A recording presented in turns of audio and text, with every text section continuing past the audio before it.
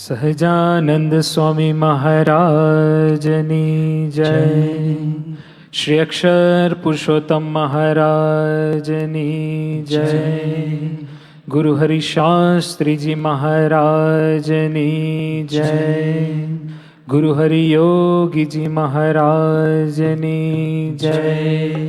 ગુરુ હરિપ્રસાદ સ્વામી મહારાજની જય જય જય. પ્રગટ ગુરુ હરિ પ્રબોધ સ્વામી મહારાજની જય જય જય.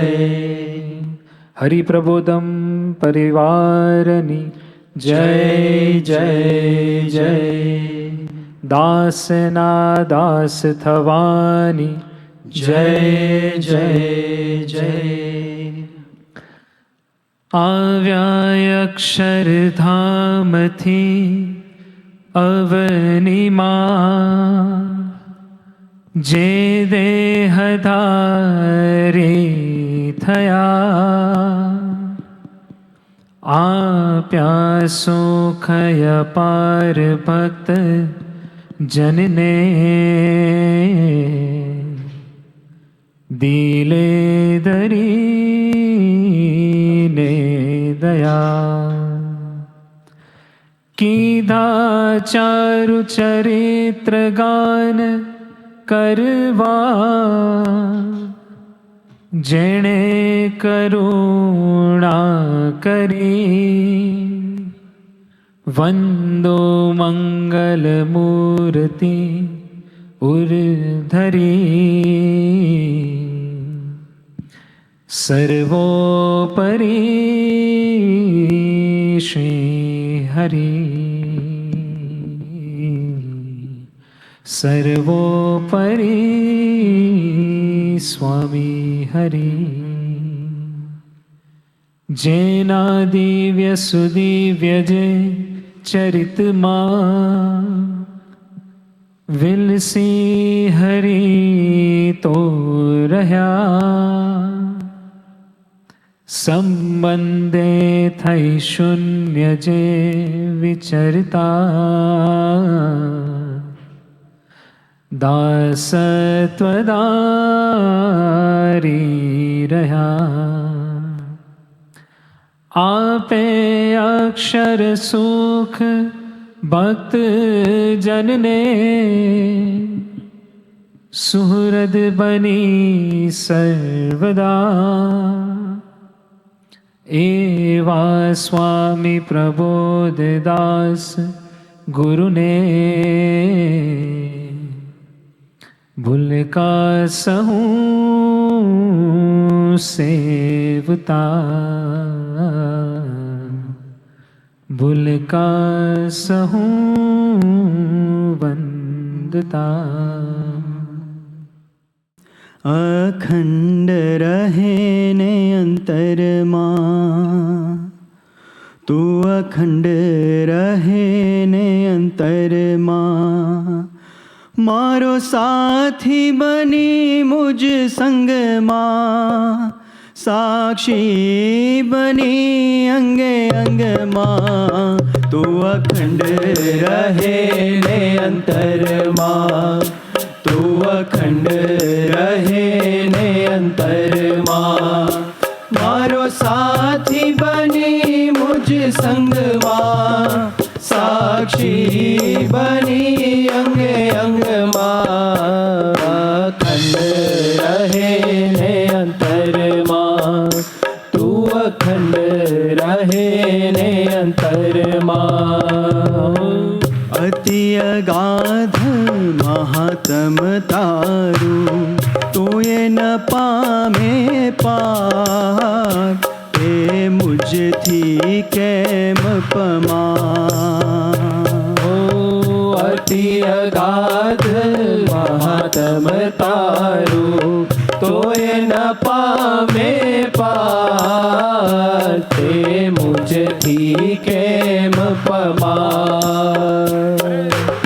પ્રગટ તને પ્રત્યક્ષ કરું, પ્રગટ તને પ્રત્યક્ષ કરું. બાંધી શત તું રંગમાં બાજી શત તું રંગમાં તું અખંડ રહે ને અંતરમાં મારો સાથી બની મુજ સંગમાં સાક્ષી બની અંગે અંગમાં અખંડ રહે ને અંતરમાં તું અખંડ રહે ને અંતરમાં તું મને મળ્યો એક ફરો મેરો મમાં રાજી કરવાનું તાન એ વચન મારું નિશાન ઓ તું મને મળ્યો એક ફરો મેરો માં રાજી કરવાનું તાન એ વચન મારું નિશાન નામ રટણ સેવા સ્મરણ નામ રટણ સેવા સ્મરણ મન રે તુજ જીવનમાં મારું મન રે તુજ જીવનમાં મારું મન રે તુજ જીવનમાં મારો સાથી બની મુજ સંગમાં સાક્ષી બની અંગે અંગમાં અખંડ રહે ને અંતરમાં તું અખંડ રહે ને અંતરમાં याव चंद्र दिवा करो રહ્યા સ્વામી હરિ થકિયા પ્રત્યક્ષ શ્રીજી મહારાજ ઓ યાવ ચંદ્ર દિવા કરો રહ્યા ગુરુ હરિ થકિયા પ્રત્યક્ષ શ્રીજી મહારાજ સ્વામી નારાયણ સ્વામી નારાયણ સ્વામી નારાયણ સ્વામી નારાયણ બોલીએ સહુ મંગમાં હરિનામ બોલો મંગમાં હરિનામ બોલો મંગમાં સ્વામી નારાયણ સ્વામી નારાયણ સ્વામી નારાયણ સ્વામી નારાયણ સ્વામી નારાયણ સ્વામી નારાયણ સ્વામી નારાયણ સ્વામી નારાયણ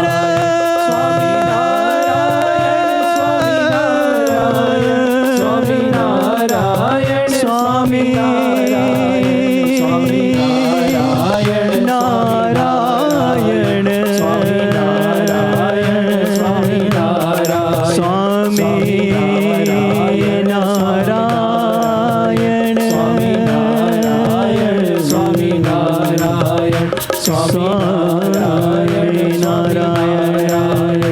સ્વામી નારાયણ સ્વામી નારાયણ સ્વામી નારાયણ સ્વામી નારાયણ સ્વામી નારાયણ સહજાનંદ સ્વામી મહારાજની જય.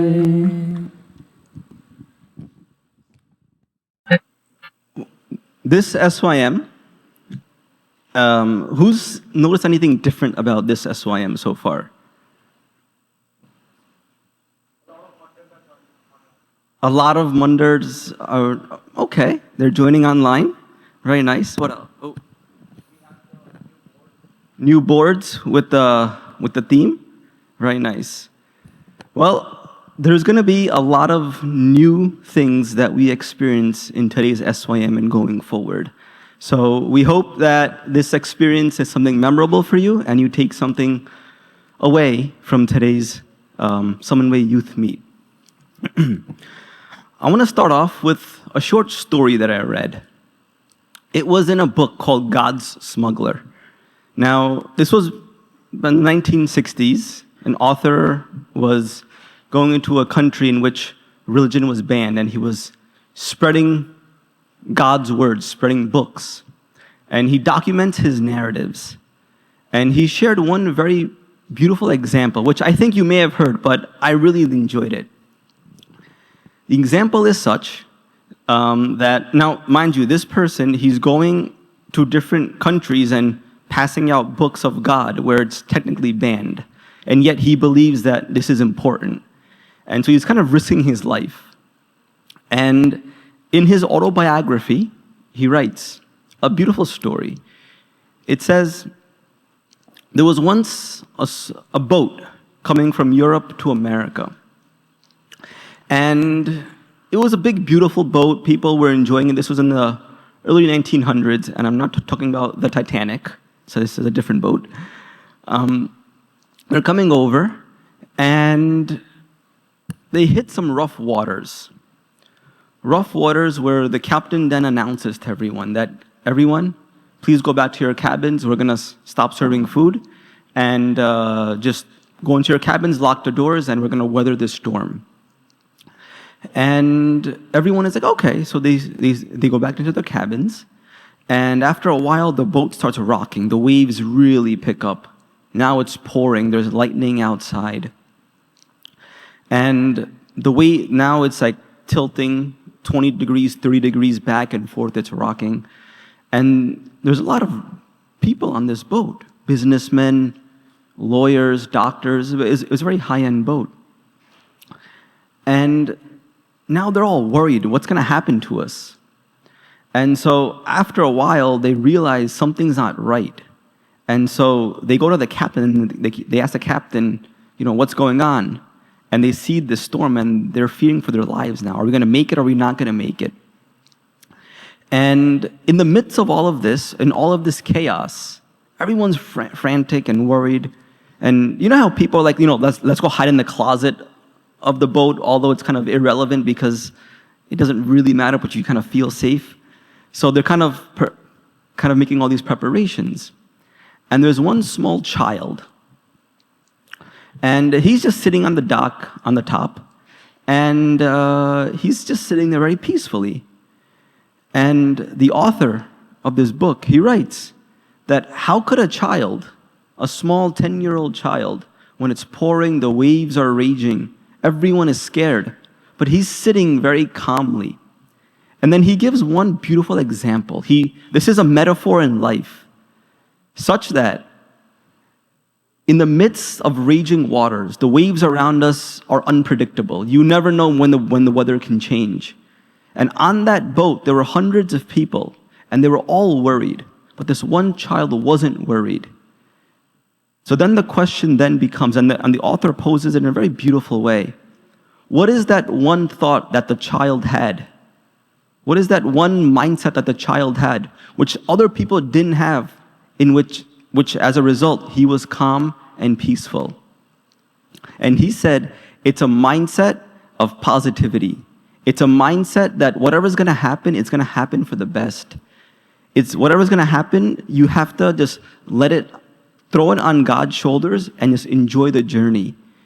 And then he writes, as a result, and the entire ship, there was only one person who was free of worries, and it was that child. And perhaps that's the crux of today's SYM. Now, you may have seen on the invite card and even on the screen, it says something different. What does that say? Hakuna Matata. Where is that from? It is from The Lion King. They made it popular, but where else is it from? Like the roots of this slogan.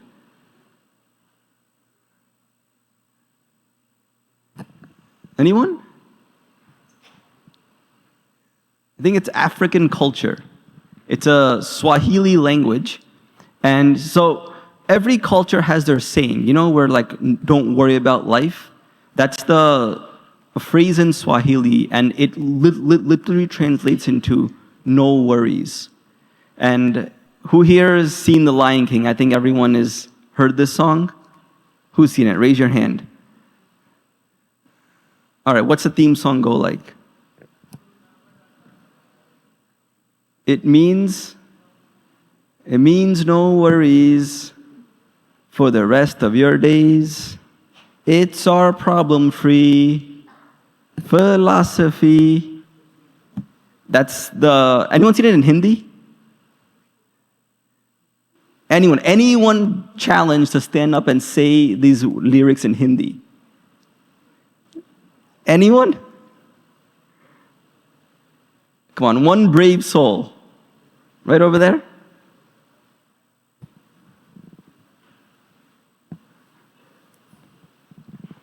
I mean, it is. I would give it a shot, but my Hindi's terrible. So, saying no worries in life, just saying no worries. We can just say it, but behind simply saying no worries, we can say all is well. I guess that's the way we say no worries in like Indian culture nowadays, as per the movie. But just in general, saying all is well, saying Hakuna Matata, saying no worries, that doesn't necessarily alleviate our worries. And what the most important thing is, what type of mindset can we develop such that we can develop a worry-free mindset? कि आपने कोई चिंता ना रहे. We are devoid of all worries. We are as if going through life on autopilot and enjoying the journey. And to elaborate more upon that, on how we can develop a true Hakuna Matata mindset, a true worry-free mindset, I would like to ask Adarsh Bhai to come and share his thoughts.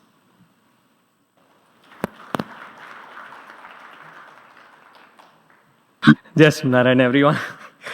So, Pushpak Bhai here just, talked about this mindset, right? Hakuna Matata, no worry, no problem, right? I'd like to start off today with like how my current mindset is, I feel बहुत सारे लोग यहाँ पे relate भी कर पाएंगे. This is a very funny incident happened like a few years ago, right? I feel अभी ChatGPT, AI इतना ज़्यादा handy है. We use in the pocket of our hands. We use everything, right? And अभी सब लोग है ना doctor बन गए. ऐसा सब लोग खुद भी घर पे अपने डॉक्टर है. ऐसे यूजुअली डॉक्टर ऐसा सुना है, मैं पढ़ा नहीं है, लेकिन बट बहुत सारे लोग लाइक बहुत सारे साल पढ़ना पड़ता है. 5-6 साल 10 साल लोग पढ़ रहे हैं तभी जाके कोई डॉक्टर स्पेशलिस्ट बनता है, राइट? बट अभी हम लोग क्या करते हैं. सो मेरी वाइफ है, उसको बीच में थोड़ा हेडेक हो रहा था, एकदम क्रॉनिक, थोड़ा 2-3 महीने चला. सो 2-3 महीने चला एंड देन हम लोग ने सोचा कि चलो लिखते हैं. So we typed on ChatGPT कि ये सिम्टम्स है. Okay, more often than not I feel जिन लोग ने किया होगा, कितने लोग ने ऐसा किया है? कितने लोग ने किया है कभी अपने सिम्टम्स टाइप किए ChatGPT में? बहुत से कम लोग ने किया. ओके, सो करोगे तो ये होगा कि तीसरे चौथे ऑप्शन में it might tell you that you have cancer, that you might have a brain tumor, आपको शायद MRI करना पड़ेगा, ऐसा कुछ भी. Now, फिर उसके बाद मेरे को भी एक दिन थोड़ा चेस्ट में पेन हो रहा था, तो मैंने बोला चलो करते हैं, क्या आता है देखते हैं. तो बाद में इंस्टाग्राम पे आर्टिकल्स आने लगे, मेरे को ऐड्स आने लगे कि लोगों आजकल यंग लोगों को बहुत ज़्यादा हार्ट अटैक्स आ रहे हैं, हार्ट में ब्लॉकेजेस आ रहे हैं, है ना. तो गुणातीतानंद स्वामी की बुक है स्वामी निवातो, उसमें एक बात है, પ્રકરણ 199 વાત, કે અક્ષરધામના જેવું સુખ અહીંયા વર્તે છે, તેમાં પણ કેટલા દુખ્યા છે, અને તેમાં દેહનું દુઃખ ઓછું છે પણ મનનું દુઃખ વધારે છે. This વાત kind of is for me. I feel this relates to my situation. कि देना दुख इतना बड़ा छे नहीं, right? एक्चुअली मैं उस टाइम पे मैंने सिर्फ ज़्यादा खा लिया था, मेरे को गैस ही था, मेरे को 5-6 घंटे में पता चल गया था कि वो गैस निकल गया, फिर हो गया काम. There was no heart attack, there was no heart blockage, right? But वो जो कैंसर, हार्ट अटैक, ये सब पढ़ के अपने को जो मन में दुख होता है, राइट, कि अरे यार इतने सारे यंग लोगों को ऐसा हो रहा है, मेरे को भी होगा क्या? That is worry life. But we want to leave this mindset, right? Oh, by the way, jokes apart, कुछ होगा तो please डॉक्टर के पास जाओ, okay? Don't ask ChatGPT. Don't follow my advice. Okay. So we want to leave this current mindset, right? We want to go into this mindset of Hakuna Matata, no worry, no problem. फिर I was analyzing this situation, right? कि क्या, what is stopping me from doing that, right? So I heard this story and I realized कि हम लोग का जो initial approach है, whenever there's a storm, like there's a big problem that hits you, and the initial reaction kind of dictates how we, it kind of dictates the outcome of the whole situation, kind of dictates what comes out of it, right? So Sundar Pichai, Google CEO, everyone knows, he basically said this in an interview. He mentioned a cockroach theory. Okay, so very simple. एक restaurant imagine करो, उसमें India वाले cockroach देखे ना, बड़े बड़े इतने, right? तो वो आके एक किसी पे बैठ गया कॉकरोच. दे स्टार्टेड पैनिकिंग, ओ क्या हुआ, फुल केओस. फिर वो कॉकरोच भी डर गया, तो वो कॉकरोच दूसरे पे जाके बैठा, वो भी डर गया, वो भी पैनिक कर रहा है, चिल्ला रहा है रोज जोर से, ठीक है? फिर एक वेटर खड़ा है, वो दूर से देख रहा है कि क्या चल रहा है सब, ठीक है? And then the waiter is like, okay I will go pick the cockroach, throw it out, right? Very simple. हम लोग को, सब लोग को सिंपल लग रहा है, right? So this cockroach is symbolic to life, right? Life is going to throw a lot of problems at us, और वो प्रॉब्लम्स आके हम लोग के सामने ऐसा जंप अराउंड करेंगे, right? But if we aren't ready for it, then हम लोग डर जाएंगे और we might run away, right? But if we are stable, then we can be like the waiter. हम लोग उसको ऑब्जर्व कर सकते हैं और निकाल सकते हैं, राइट? कितने लोग यहाँ पे मैरिड है? Raise your hands. ओके, बहुत सारे लोगों ने एक्सपीरियंस किया होगा. सो मॉर्निंग में, अभी कोविड नहीं है, you have to go to work in person all 5 days. आपका माइंडसेट है सुबह उठने का, जल्दी ब्रेकफास्ट, नहाने का, धोने का, फिर जाने का ऑफिस, ड्राइव करने का, राइट? और उसमें मान लो कि आपके वाइफ के साथ कुछ झगड़ा हो गया सुबह में, राइट? बिग झगड़ा, and then it gets dragged out for like half an our.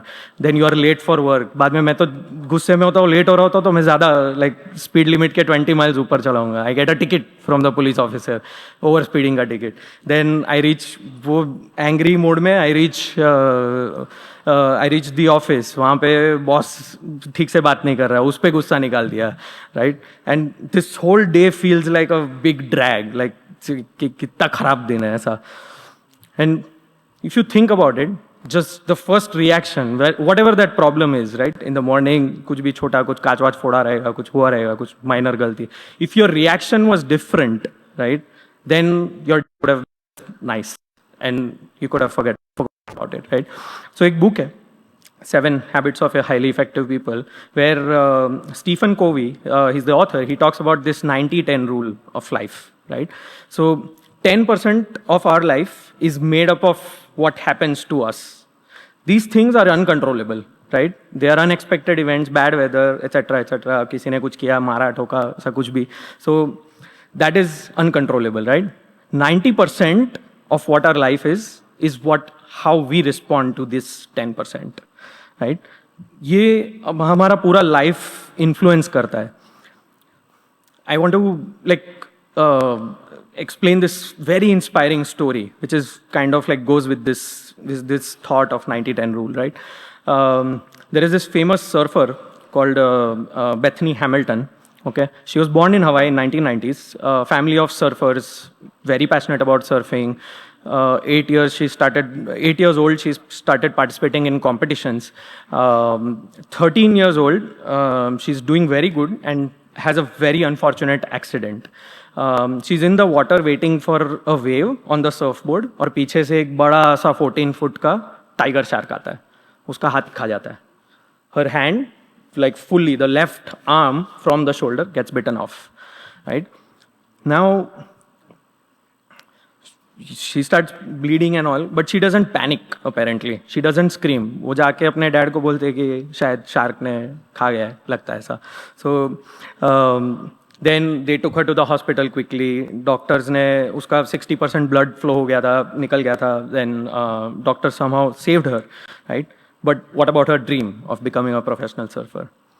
She basically, you know, like आप believe नहीं करोगे, but in 26 days of this incident, she was back on the water, right? She was back surfing. She started, she had this is the Hakuna Matata mindset is this story. She embodies this mindset, right? She remained very strong. She remained very positive.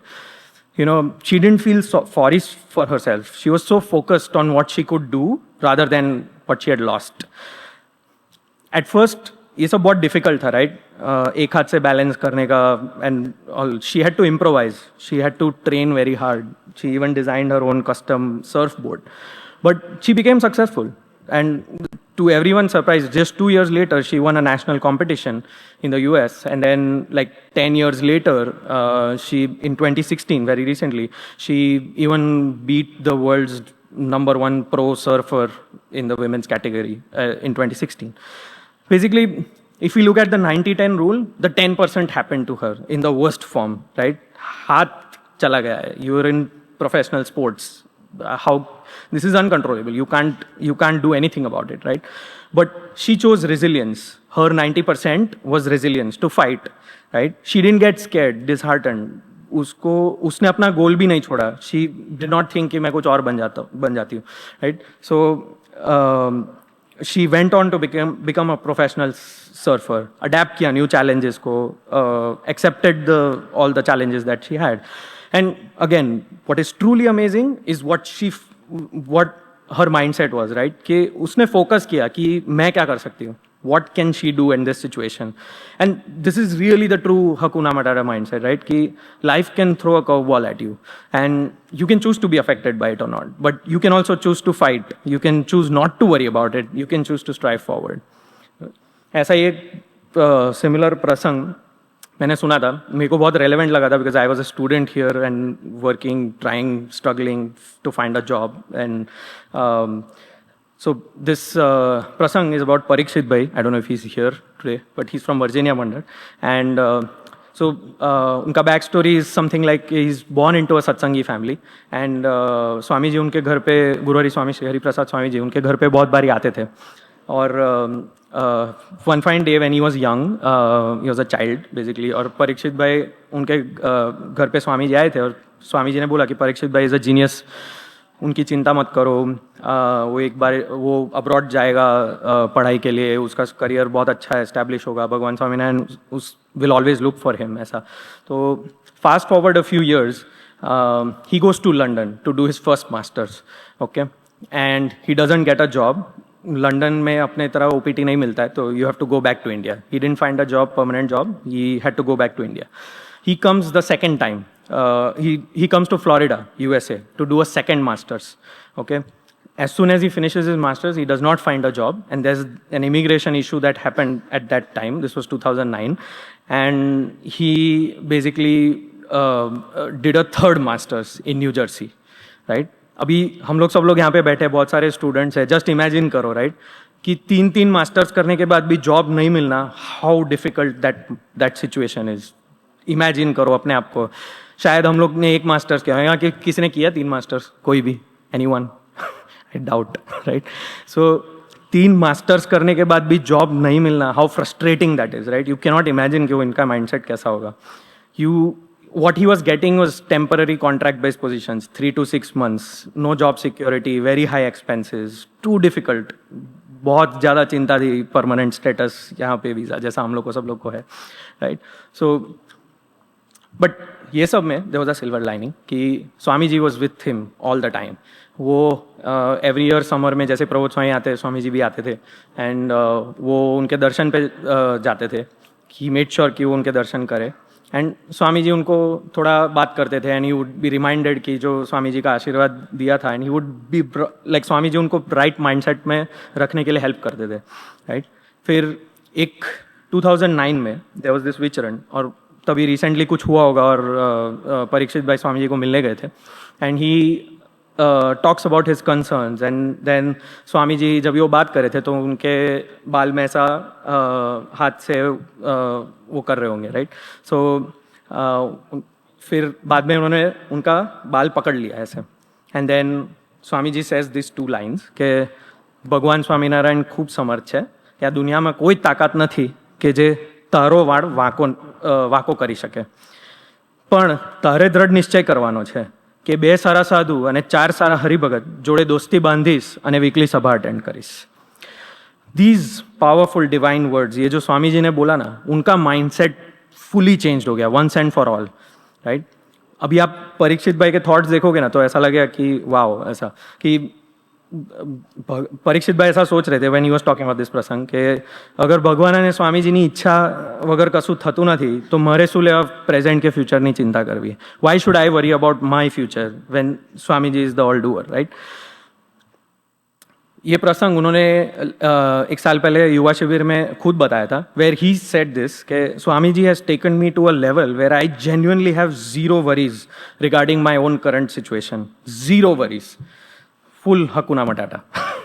सो परीक्षित भाई के life में भी ऐसा, if we imagine कि 3 masters करने के बाद job नहीं लगना, is that 10% uncontrollable situation, right? You did all the hard work, you did everything that you could have possibly done, right? But उनको स्वामी जी और भगवान में फुल विश्वास था, उनके वचन में फुल विश्वास था. He did not get depressed, right? He accepted the fact कि भगवान ना हलाव्या विना कोई सुकू પાંદડું भी हलતું નથી. So like when I was thinking about this prasang, I really thought there was a deeper learning कि अपना 90% तो is very straightforward, right? Here Swami ji ने उनको बोला कि वीकली सभा जाओ एंड अपने सराउंडिंग में surround ourselves with positive friends. That's what Swami ji has said and that is our 90%, right? So this is something doable for all of us, for me, for everyone, right? ये अपने control में है. We can go to sabha every week and we can make very good friends over there, and this should be our first like response to every bad situation that happens with us in our life.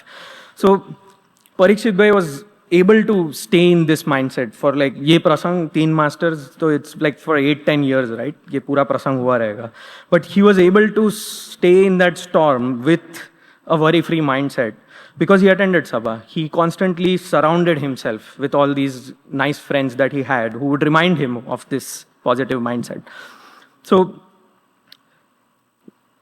basically in this, like in the moment, we need to put our utmost faith and trust in स्वामी श्री कि हम लोग जो हमारा 90% है, अगर वो हम लोग करेंगे तो आई एम श्योर कि स्वामी जी ने उनको जो आशीर्वाद दिया कि તમારું વાળ વાંકો કરવાનો कोई છે नहीं, सो दैट आशीर्वाद जो परीक्षित भाई को मिला है वो हम लोग सब लोग के लिए है, right? So even I feel in the worst situations, we'll be able to stay calm and a fearless worry life, and we can really go into Nischinta. So, and develop the Hakuna Matata mindset, right? So, I'd like to conclude with these famous 2 lines. मैं बॉम्बे से हूँ, तो कितने लोग यहाँ पे बॉम्बे में सभा भरा है, भक्ति स्वामी का गोष्ठी सुना है? So, he used to talk about like this, ये lines बहुत famous है कि तुम्हारे भगवान को ये मत बताओ कि तुम्हारे प्रॉब्लम्स कितने बड़े हैं. तुम्हारे भगवान को ये मत बताओ कि तुम्हारे प्रॉब्लम्स कितने बड़े हैं, लेकिन तुम्हारे प्रॉब्लम्स को ये बताओ कि तुम्हारे भगवान कितने बड़े हैं. That I put my prayer. અમને સૌને નિશ્ચિંતામાં જવું છે તે માટે અમારું 90% વીકલી સભા અને ગુડ ફ્રેન્ડ્સ રાખી શકીએ એવી પ્રાર્થના Sajanand Swami Maharaj.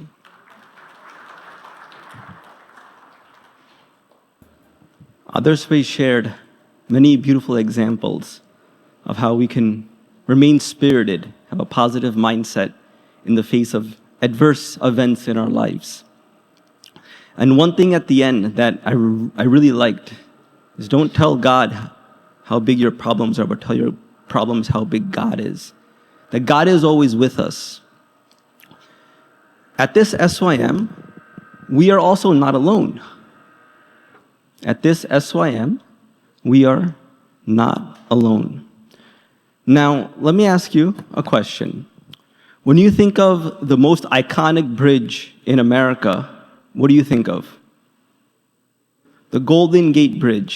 So, our friends from across America, including San Francisco, have joined us and they're live with us here today at today's SYM. Let's give them a big round of applause and a big welcome.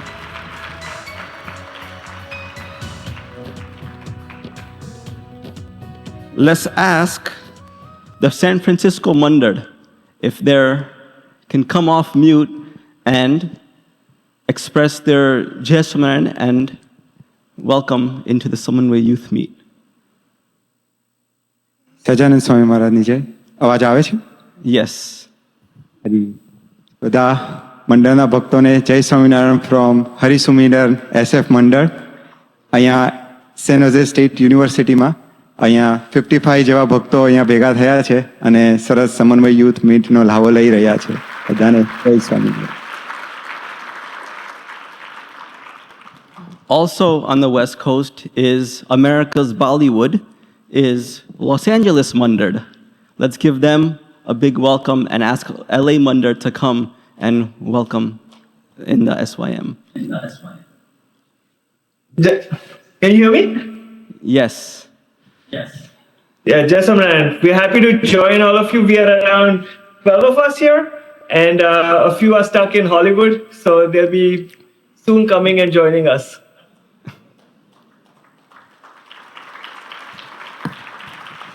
Next, you may have heard the phrase, Houston, we have a problem. So that is NASA's command center. Although the spaceships take off in Florida, their command center is in Houston. And in Houston, we have an amazing mandir, a new mandir in which the Murti Pratishta was done last year. And they've also joined us live, so let's give them a big welcome. And Houston mandir, feel free to welcome in today's SYM. Yes, Thank you for letting Houston Mandad join the SYM. From Houston, we are about 80 to 100 people. And today, it's not just Houston, but we have Bhaktos from San Antonio, Dallas, everyone taking love of this SYM. So once again, thank you. Wow. Coming over to the East Coast, our friends in Charlotte and surrounding areas have also joined us, so give them a big welcome.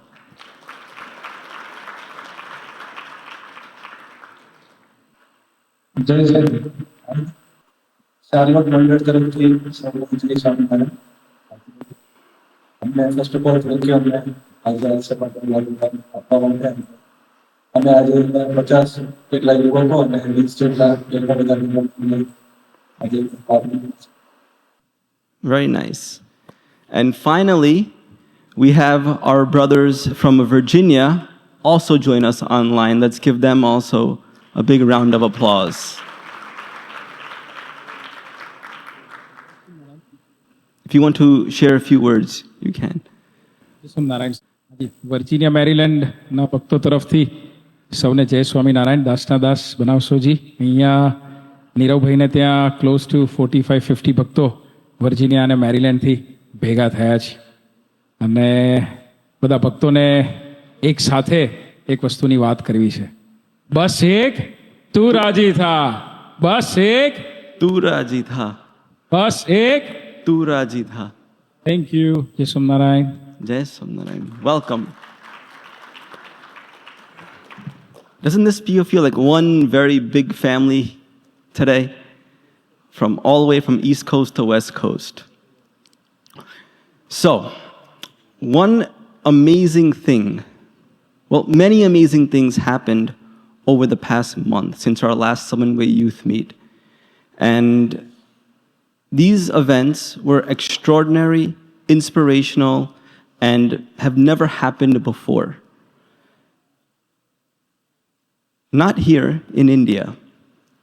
And to take us on a journey of what happened over the past month since our last SYM, I would like to call upon Sajbhai to come and give us the outline of what happened.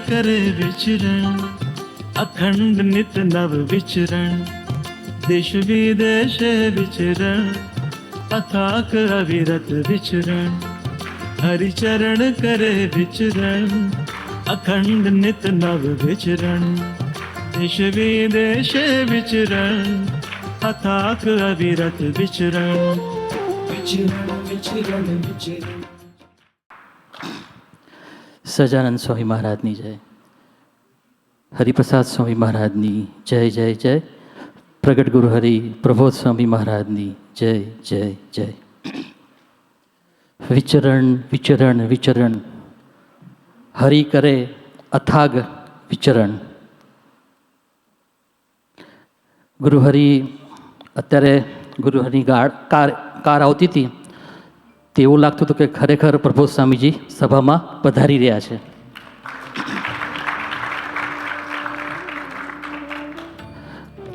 વિચરણ means વિચરણ એટલે શું? તો તો ભગવાન સ્વામિનારાયણથી લઈ હરિપ્રસાદ સ્વામી મહારાજ સુધી સર્વે ગુણાતીત પુરુષો અને અત્યારે પ્રગટ ગુરુહરિ પ્રભોસ્વામીજી મહારાજ વિચરણ કરી રહ્યા છે. તો વિચરણ એટલે શું? તો કે ભક્તોનો પોકાર અને ભક્તોની પ્રાર્થના સાંભળીને ગુરુહરિ દેશ હોય કે વિદેશ, શહેર હોય કે ગામડું, ઘર મંદિર હોય કે સભા હોલ, એ બધામાં સામેથી દર્શન આપવા માટે પધારે એ વિચરણ. વિચરણ એટલે ભક્તોના કોળ, ભક્તોના મનોરથ, ભક્તોને લાડ લડાવવા ગુરુહરિ સામેથી આપણા ઘરે પધારે એ વિચરણ. વિચરણ એટલે અનેક મુમુક્ષુઓ આત્મા, અનેક જીવોને એમની જે આત્માની યાત્રા છે એ પ્રભુ સન્મુખ એક ડગલું આગળ વધે એ માટે ગુરુહરિ અથાગ વિચરણ કરે છે. તો આવી જ એક વિચરણની સ્મૃતિઓ ફેબ્રુઆરી 15થી લઈ અને માર્ચ 16 સુધી જે ગુરુહરિએ વિચરણ કર્યું ભારતમાં, એ સ્મૃતિની ઝાંખી હવે આપણે સૌ કરીશું. ત્યાં સંતોને ભક્તોને દર્શન આપી સમાગમનો લાભ આપે છે. 3 માર્ચની આ સ્મૃતિ છે. ગુરુહરિ એક રીતિનીતિ રાખી છે પહેલેથી, એમનો નિયમ છે કે સવારની પૂજામાં એ અચૂક સ્વામીજીની પરાવાણી સાંભળે. તો 3 માર્ચે બી પરાવાણી પ્રભુ સ્વામીજી પૂજામાં સાંભળતા હતા. એમાં એક સ્વામીજી વાક્ય ઉચ્ચાર્યું કે પોતાના કરતાં જે આગળ હોય, પોતાના કરતાં ગુણે કરીને જે આગળ હોય એને પગે લાગવું. તો પૂજા પતે છે એટલે બીજી સ્મૃતિમાં સનાતન સ્વામી બાજુમાં બેઠા હોય છે, તો પ્રભુ સ્વામીજી એમને પગે લાગે છે. એટલે સનાતન સ્વામી એકદમ ગળગળા થઈ જાય છે કે સ્વામીજી મને ના હોય એમ કે તમે તો મારા ગુરુસ્થાને છો. ત્યારે પ્રભુ સ્વામીજી એમને કહે છે કે સ્વામીજી હમણાં તો કીધું કે જે પોતાથી એક ગુણે આગળ હોય એને પગે લાગવું, તો તમે તો મારા કરતાં વહેલા ઉઠો છો, એટલે તમે ગુણે કરીને મારા કરતાં આગળ છો, એટલે હું તમને પગે લાગું છું. તો એવી વિશેષ સ્મૃતિ પ્રભુ સ્વામીજી સનાતન સ્વામીને આપે છે અને આપણને બી શીખવાડે છે કે ગુણે કરીને આપણા કરતાં જે આગળ હોય એને નમવું. પછી ગુરુહરિ પંજાબના વિચરણ માટે પધારે છે. તો પંજાબનું વિચરણ એવીડીથી ગુરુહરિ અમદાવાદ પધારે છે. અમદાવાદમાં ત્યાં રાત્રે સભા કરે છે. ત્યાં બી લગભગ 2000 જેટલા ભક્તોને લાભ આપે છે. અને નેક્સ્ટ ડે મોર્નિંગની ગુરુહરિની ફ્લાઇટ હોય છે અમદાવાદ ટુ અમૃતસર. ત્યાં એરપોર્ટ પર ફ્લાઇટમાં બિરાજમાન થતાં પહેલાં ગુરુહરિએ એક સરસ અલૌકિક સૂઝ અને સ્મૃતિ આપી. ત્યાં જે ઇન્ડિગો ફ્લાઇટની જે સિક્યુરિટી હોય છે એ બોર્ડિંગ પાસ ચેક કરે અને પછી ગ્રીન સિગ્નલ આવે એટલે પછી ફ્લાઇટમાં બોર્ડ થવાનું. એટલે સિક્યુરિટી જે ઓફિસર હોય છે એની પાસે મોબાઈલ હોય છે. એ ગુરુહરિનો બોર્ડિંગ પાસ મોબાઈલથી સ્કેન કરે છે. એટલે સ્કેન કરે છે એટલે ગ્રીન લાઇટ થાય છે. એટલે ગુરુહરિ એમને સ્મૃતિ આપે છે, ક્યાં બાત હે એમ કે इसमें सब कुछ आ गया. એટલે પેલો સિક્યુરિટી ઓફિસર કે हाँ स्वामी जी आपका पूरा डिटेल इसमें आ गया. तो कि मोबाइल से स्कैन करने से सब डिटेल आ जाएगी? तो कि हाँ सब डिटेल आ गई. तो પછી ગુરુહરિ સરસ વાક્ય બોલે છે કે ટેકનોલોજી કેટલી બધી સારી આવી ગઈ છે. પછીનું જે વાક્ય છે એ બહુ મહત્ત્વનું છે. પછી ગુરુહરિ કહે છે કે પ્રભુએ આપણને કેટલી બધી સારી ટેકનોલોજી આપી દીધી જેથી કરીને આપણો ટાઈમ બચે છે. અને આપણો ટાઈમ બચે છે એટલો ટાઈમ આપણે ભજન અને કથા વાર્તામાં કાઢી શકીએ. તો આપણે જોશું તો ગુરુહરિ ફ્લાઇટમાં બિરાજમાન છે પણ પોતાના મોબાઈલમાં સ્વામીજીની કથા વાર્તાનું વાંચન કરે છે. પછી તો ગુરુહરિ અમૃતસર એરપોર્ટ પર આગમન થાય છે એમનું. ત્યાં સ્વાગત થાય છે. ગુરુહરિ અમૃતસરથી ત્યાં સાંજે સભા કરી નેક્સ્ટ ડે સ્વામીજી જાલંધર પધારે છે.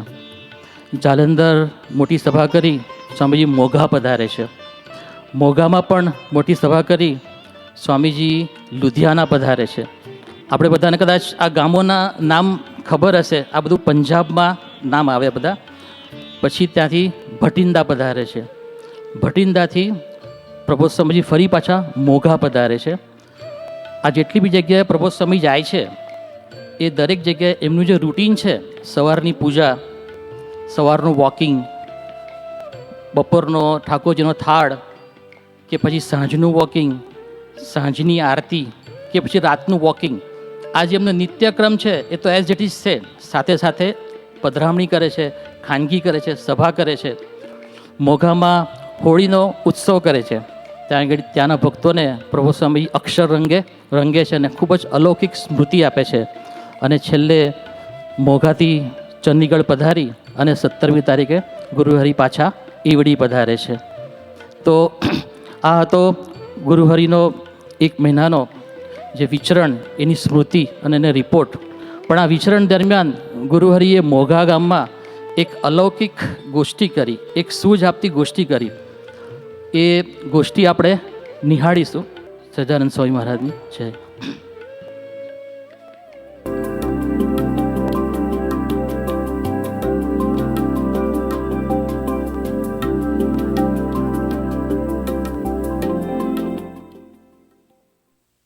कोई भी पूछे आपको कि सत्संग क्यों करना है, सत्संग करने से फायदा क्या होता है, तो सब उसको बताना कि हम हमारे घर को मंदिर बनाने के लिए सत्संग करते हैं, हम हमारे देह को मंदिर बनाने के लिए सत्संग करते हैं. देह को मंदिर बनाए तो कैसे बनाना? देह में पूरा कूड़ा भरा है, कचरा भरा हुआ है. आँख से जो देखते हैं, जो बुरी चीज देखते हैं, उसका कचरा हृदय में इकट्ठी होता है.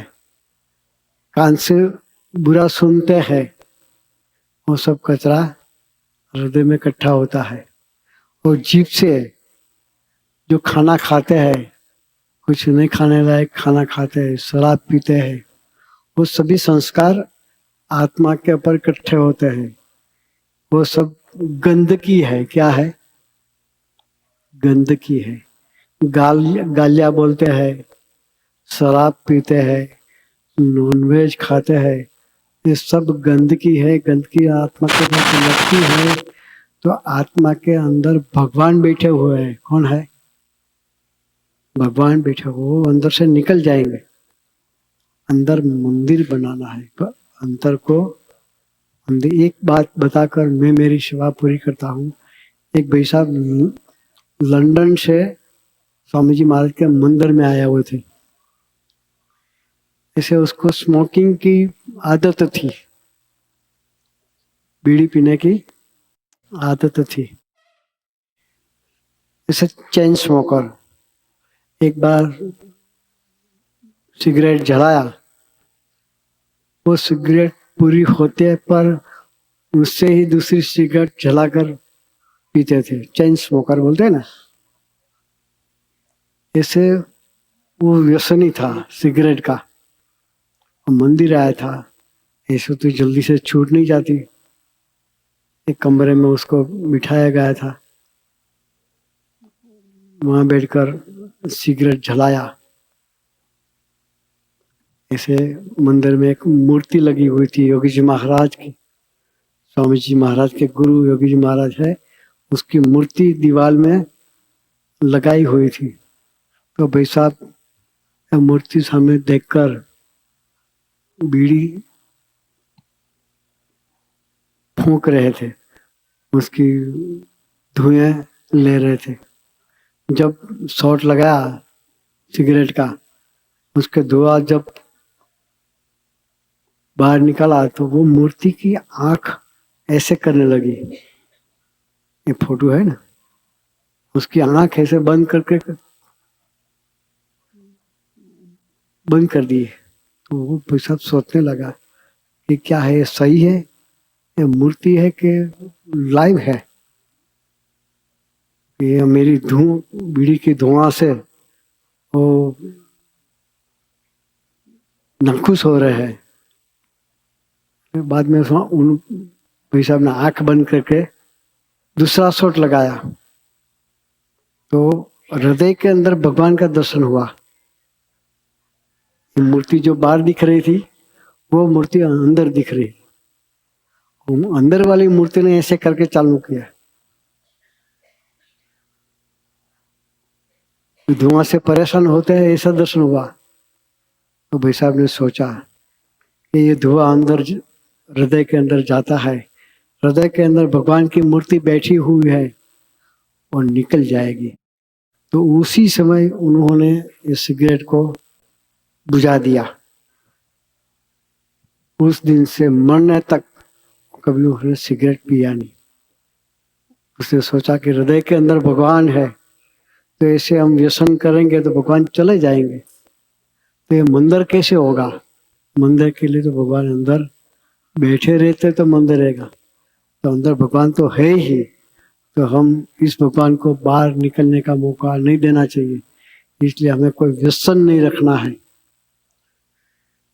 दारू, मांस, सिगरेट, ये सब व्यसन है। ये व्यसन संतों के संग से ये सब छूट जाते हैं। तो इसके बाद मंदिर होता है, तो हमें अपने देह को मंदिर करना है और अपने घर को मंदिर करना है। इसलिए ऐसे सत्संग में हमें जाते रहना है।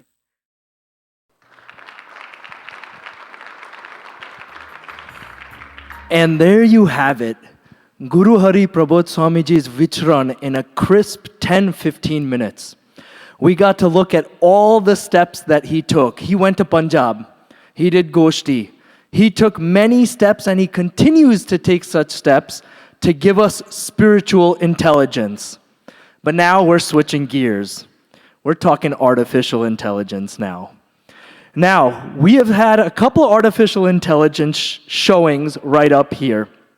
And we know my question to you always is, what are you doing to take steps to advance in artificial intelligence? And at once, one part of my brain is saying that I want to scare you.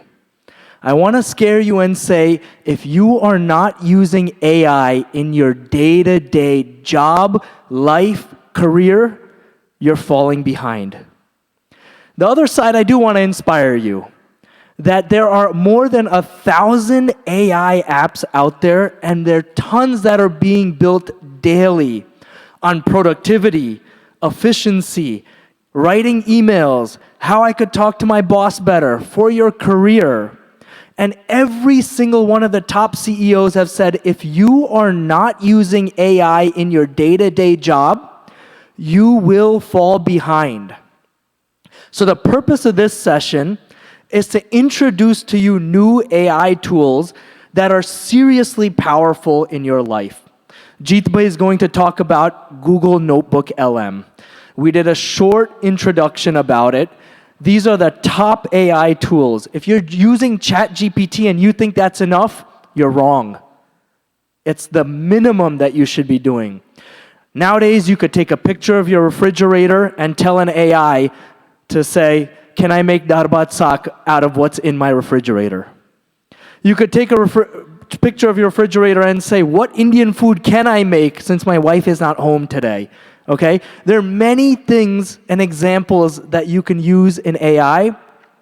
What Jeetbhai is about to do is 1% of the journey. The 99% remaining is on you, which means after his session, we'll keep saying the same thing. Go home, learn the AI tools that make you faster in your life, that make you more productive, that make you more efficient. Writing emails better is a thing of the past. There's so many new things that are out there. So we're going to introduce one, which is Google Notebook LM.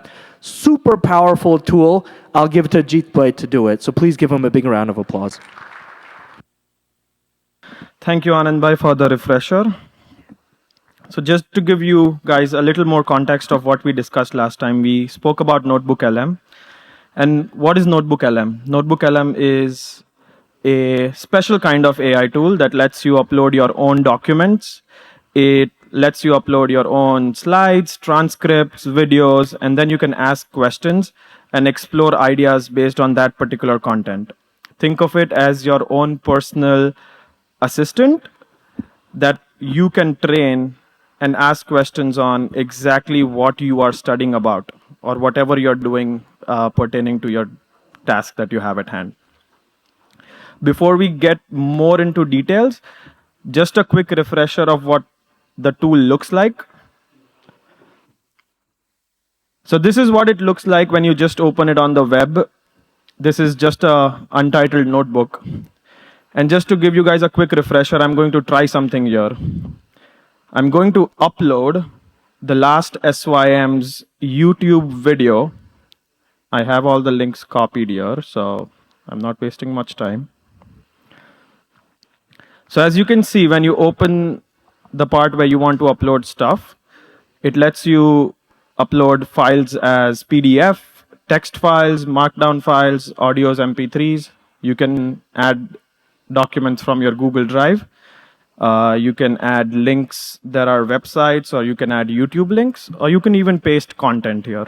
So I'm just going to go in and paste the link to our last SYM session. Anyone here remembers the theme of the session? That is correct. So the last SYM was based on being a student for life. And as you can rightly see, now on my left, I can see that the source is uploaded. Within seconds, it was able to get the overall theme of the session, which was enduring the path of lifelong learning. Before we dive too much into the details, let's just do a quick prompt and say, can you give me top 5 takeaways from the session based on the experiences shared by the speakers? Let's see what it generates.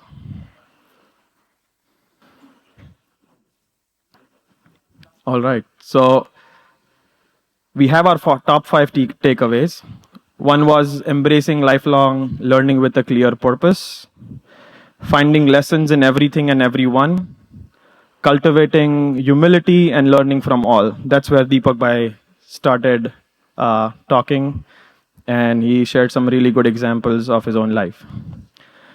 Without going any further into this, I know a lot of you sitting in the audience have the question, why is this so different?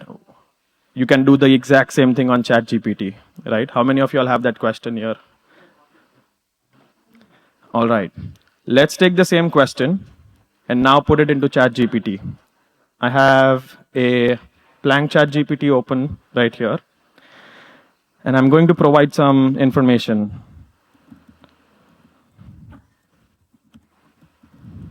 There's a video that I am watching on YouTube. I'm going to take the link and paste it in, and then ask it the same exact question that we asked Notebook LM.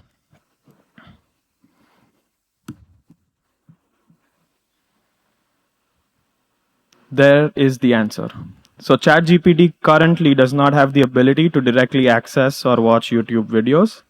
However, if you go to YouTube and then somehow extract a transcript out of the entire video and then paste it into ChatGPT, ChatGPT will be able to answer those questions for you. So now, why is Notebook LM so special, right? Because Notebook LM is working on a context-based approach. And what I mean by that is ChatGPT is great, and ChatGPT is good for everything that you do, and it's pretty amazing. But here's the catch. ChatGPT does not know everything that you know. And what I mean by that, let's dive into the next part of the demo now. Let's imagine a situation. Let's imagine that you are a student taking the CS50 course in person at Harvard. At the beginning, you were really excited about the course. And then life happens. you end up missing the first 5 lectures of the course. Now you are back, you are motivated to start studying, but everything feels super fast. You feel like everything in the curriculum is going so fast. People around you are talking about pointers, memory management, storing algorithms, and whatnot. And you are sitting there thinking, what the hell is even a string in programming? Right? Because you've missed the first 5 lectures. Since you've missed the first 5 lectures, now you are at a point where your midterms are just around the corner. You don't have the time to watch a 2-hour lecture 5 times, take notes, study all the material, and go through everything systematically. So what do? That's where we unleash the power of Notebook LM. And again, the question is, why not just use ChatGPT? Again, that's a great question. But as we saw, one ChatGPT cannot, currently, it does not have the ability to actually go into the YouTube videos just based on you providing links to the YouTube videos. What is another thing that ChatGPT is missing? ChatGPT can answer everything for you using the information that's available under the sun, meaning it can access everything that's available on the web, but it does not really know what you know.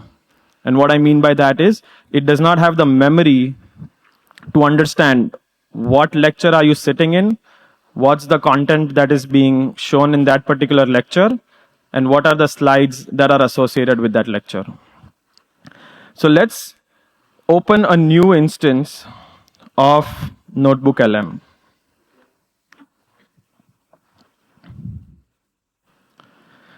And as I said, the tool offers you a variety of sources that you can upload.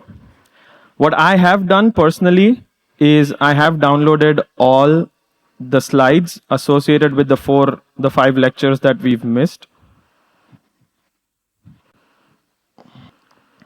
So as you can see, I've pasted the lectures now. I'm also going to take the YouTube links and paste those YouTube links in Notebook LM.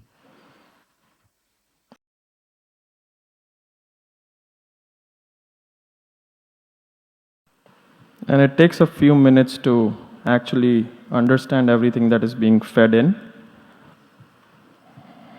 And that's the last one that we need to get in. All right, so we are all set now. It is still processing one of the resources. So coming back to the point of why Notebook LM is different. Notebook LM is different than ChatGPT because it's more context aware. It gives you answers based on whatever you're feeding in. So the context here are the lecture slides that you've pasted in, the YouTube lectures that you've also provided to Notebook LM. And why is that context so important? Let's look at one particular example. So when I'm 5 weeks late into the course, I still have basic questions like, what are sorting algorithms? What are these algorithms and which one is better for me to use? I also have basic questions like, what are pointers? But when I do have those same questions and I try to paste the questions in ChatGPT, which it definitely can give you answers. But let's look at what kind of answers does it give us. So let me put one particular question in here and say, what is the best sorting algorithm to use?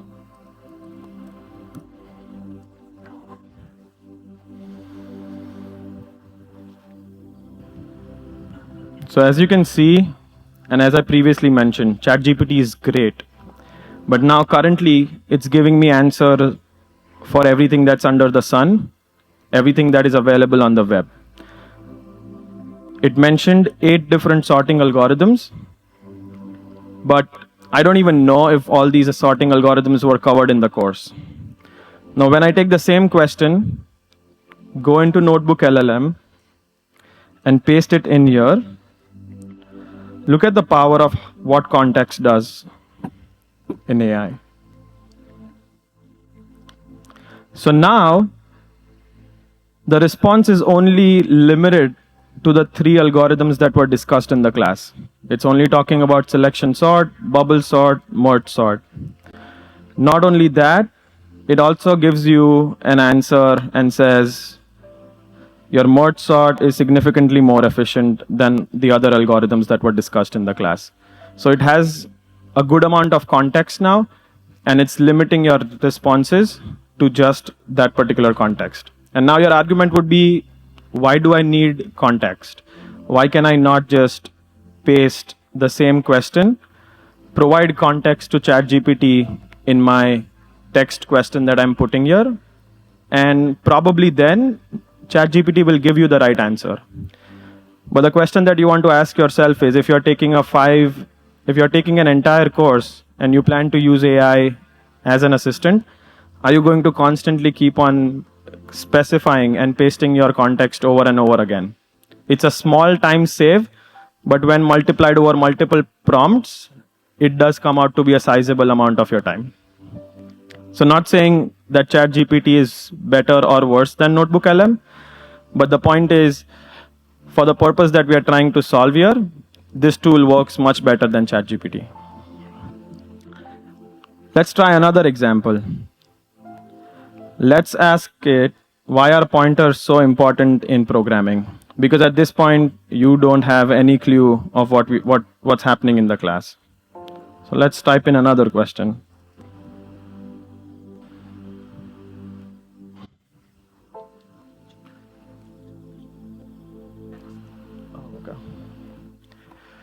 So as you can see, again, giving us everything under the sun, everything that's available on the internet, everything that the ChatGPT has ever read, it's pasting in front of us.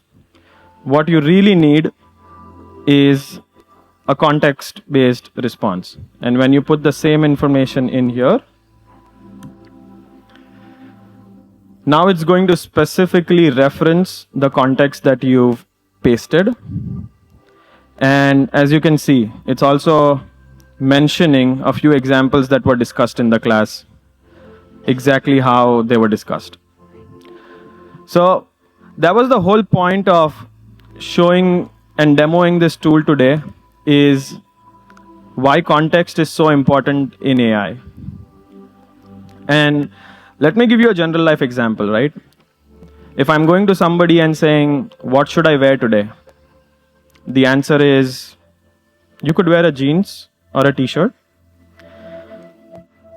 Now, if I go to the same person, ask the same question, but now I provide some more context. Now I'm asking them, I'm going to a formal dinner and it's snowing outside. What kind of clothes should I wear? The question is the same. Now the only thing you've changed is the context. And probably now the answer won't be jeans and t-shirt. Probably now the answers would be, you should wear a formal suit, put on a blazer, put on a coat, wear boots, and something more as well. So the point is, the question is the same, but now with a different context, the answers are completely different. The other features that are great in NotebookLM are features like you can generate a study guide, you can generate a briefing doc, you can even generate a timeline of everything that's discussed in the class. I'm not going to waste time here and let it generate something. I've already generated these documents on the side here. And as you can see, when you go in, it's giving you a briefing document, lecture by lecture, covering all the topics that were covered in the class. Not only that, it also generates frequently asked questions for you. It's also generating timelines for you and a study guide for you. You could also ask NotebookLM to maybe quiz you on something. So let's say, can you quiz me on the topics that were covered in the class?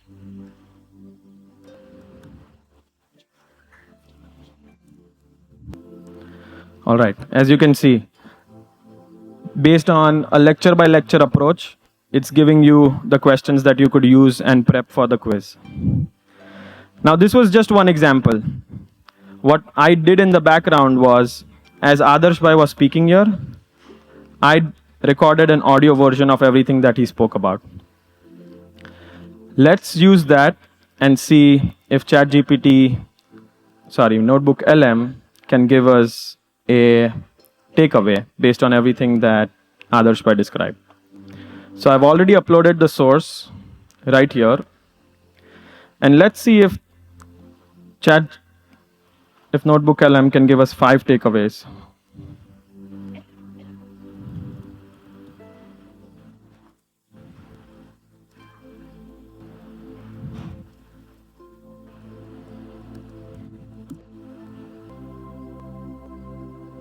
So here are the 5 takeaways. Adarsh Bhai spoke about the cockroach theory, the 90-10 rule of life, having faith in a higher power, and the support of a positive community. So this tool works really great.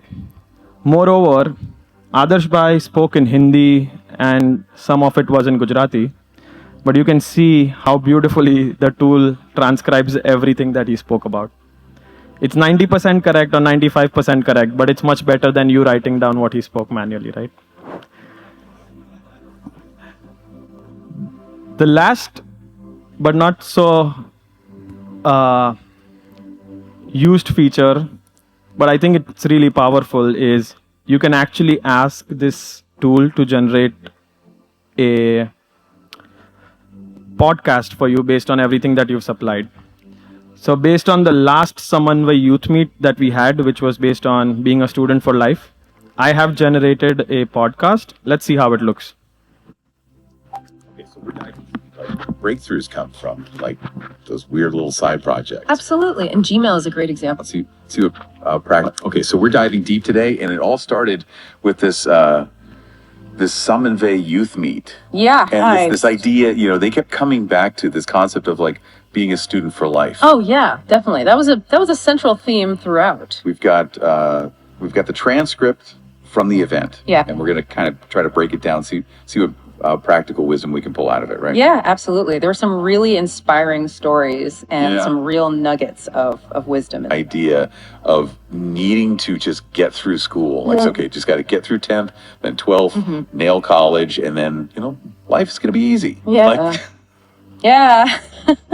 It's like there's this imaginary finish line, right? Yeah. And it's funny because that's kind of how we view education, right? Like, absolutely. And the sources really highlight that. But what they emphasize is once you enter the professional world, especially if you've held on to that belief, you realize learning never actually stops, right? It's something we're doing constantly. Yeah. You know, it's not even just us as individuals. They even gave some examples of like these huge successful companies that just completely like fell apart because they stopped learning. Like, think about Blockbuster. I mean, they were like the kings of video rentals. Yeah, right. Absolutely. All right, we don't have to go through the entire podcast, but just to give you a quick recap about what Notebook LM can actually do, it can look at videos, understand the context that is being generated and spoken about in the video. It can take a multitude of sources like slides, text, YouTube links, and make sense out of all of it. It can also generate podcasts. You can actually use it as your study buddy, somebody that you can go back and forth with when you're trying to prepare something. But more importantly, what we wanted to convey today is why context is so important in AI. Why do we need to provide that additional context? Because in the end, most of these large language models are pattern matchers. They are using information available on the web, but you have to provide some kind of context to control that model. The way to control that model and to provide context is prompt engineering. But more on that in the coming SYMs. I hope you guys find some value out of this tool. Thank you so much. So good evening, everyone. As Pushpak Bhai mentioned, we've had an amazing first half of this month's Samanvay Youth Meet, and we hope to make it even more exciting. And we are trying something new this time. We are doing the Samanvay Book Club, right? And we read for you, as the name is going to suggest, right? Now, the idea behind this, the inception, the inspiration behind this is one very simple thing. Years ago, Swamiji mentioned one key statement.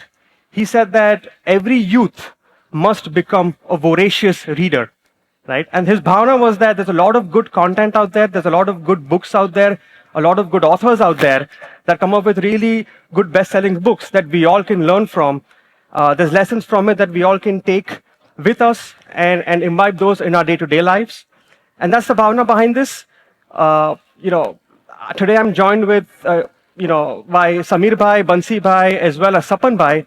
And what we've done today is we've gone through a list of books that we think are very inspirational. And what we're trying to do over the next 20-25 minutes is just have a good discussion on it, talk about the key messages that the author is trying to convey to us, so that we do the reading for you, but together we can all take the lessons from it and use it in our day-to-day lives. So today, we've read the book, The Let Them Theory, for you guys.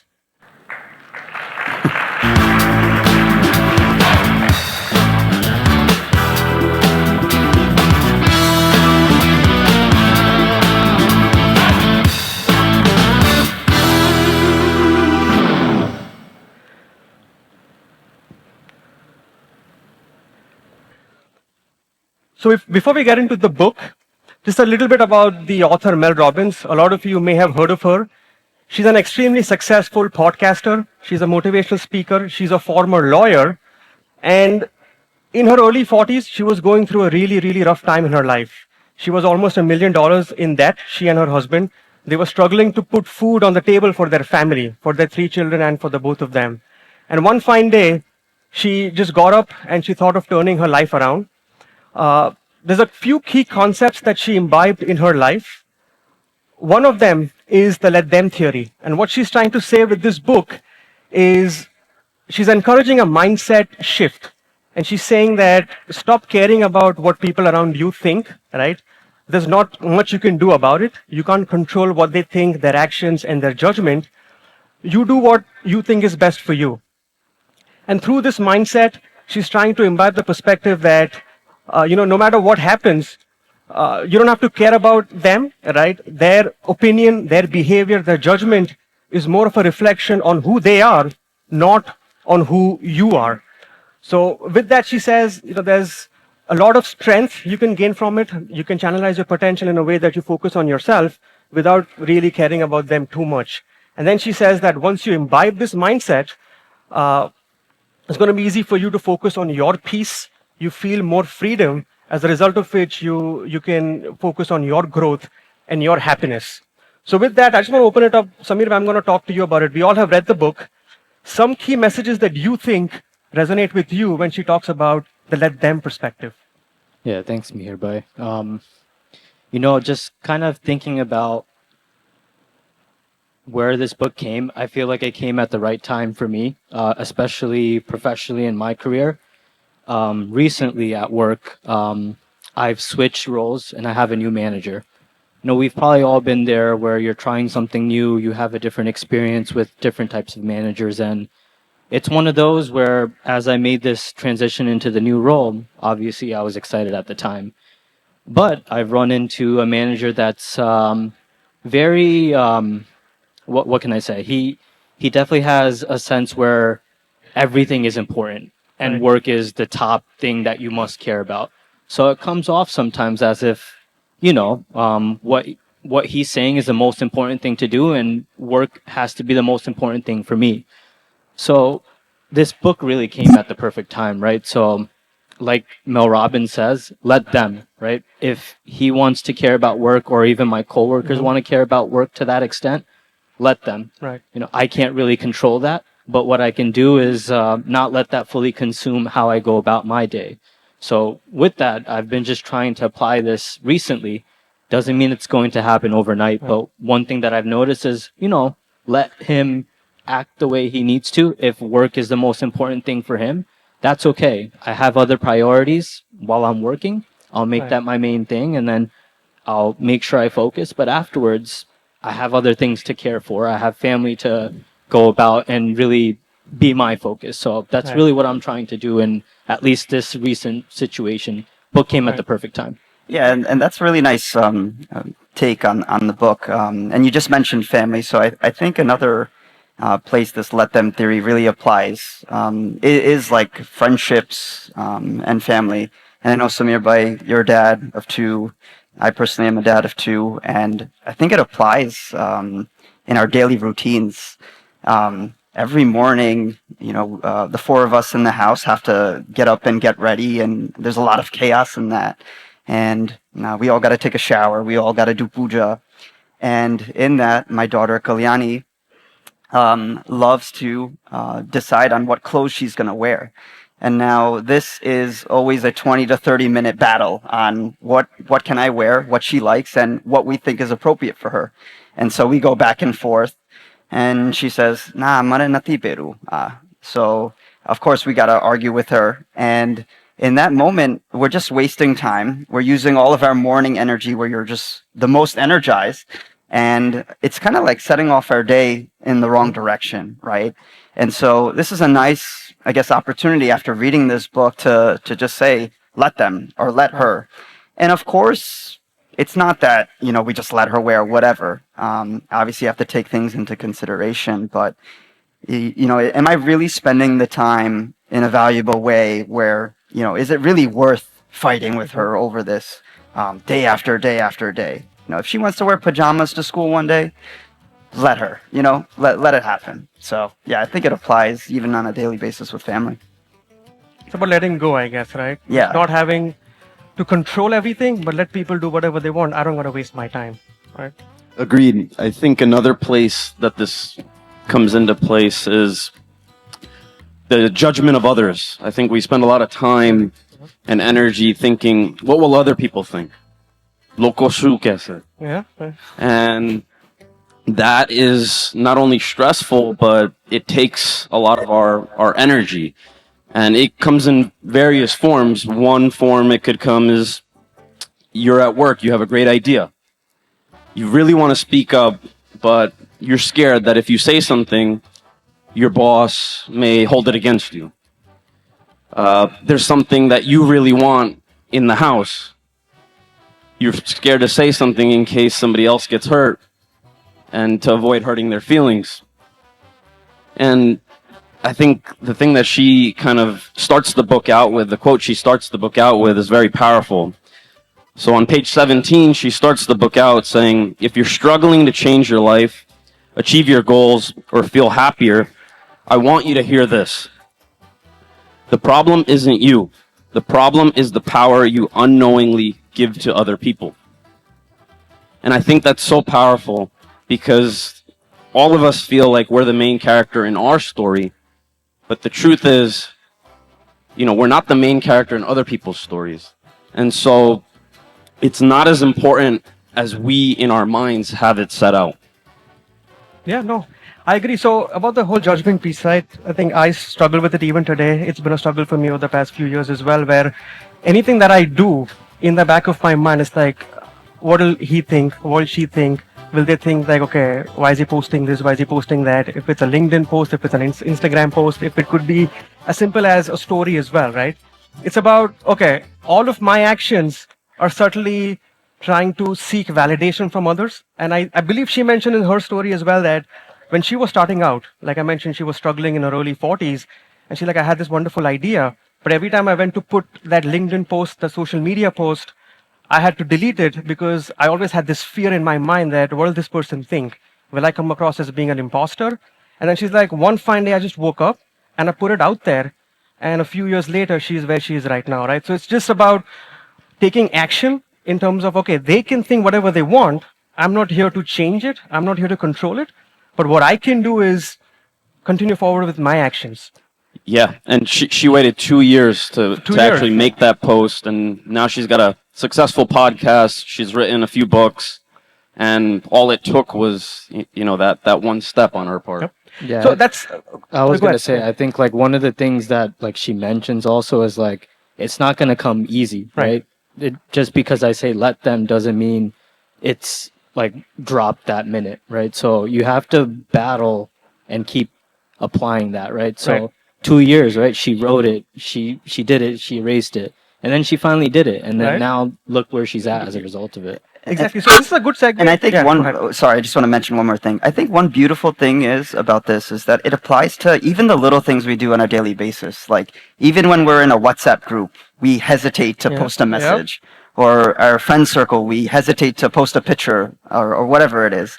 And so these little incidences, like it might not have to be a big scenario. It could be this little interaction that, we don't want to show ourselves in a certain way, or we care so much about what our friends think about us. So we can try to see if we can apply this, let them, even in those situations.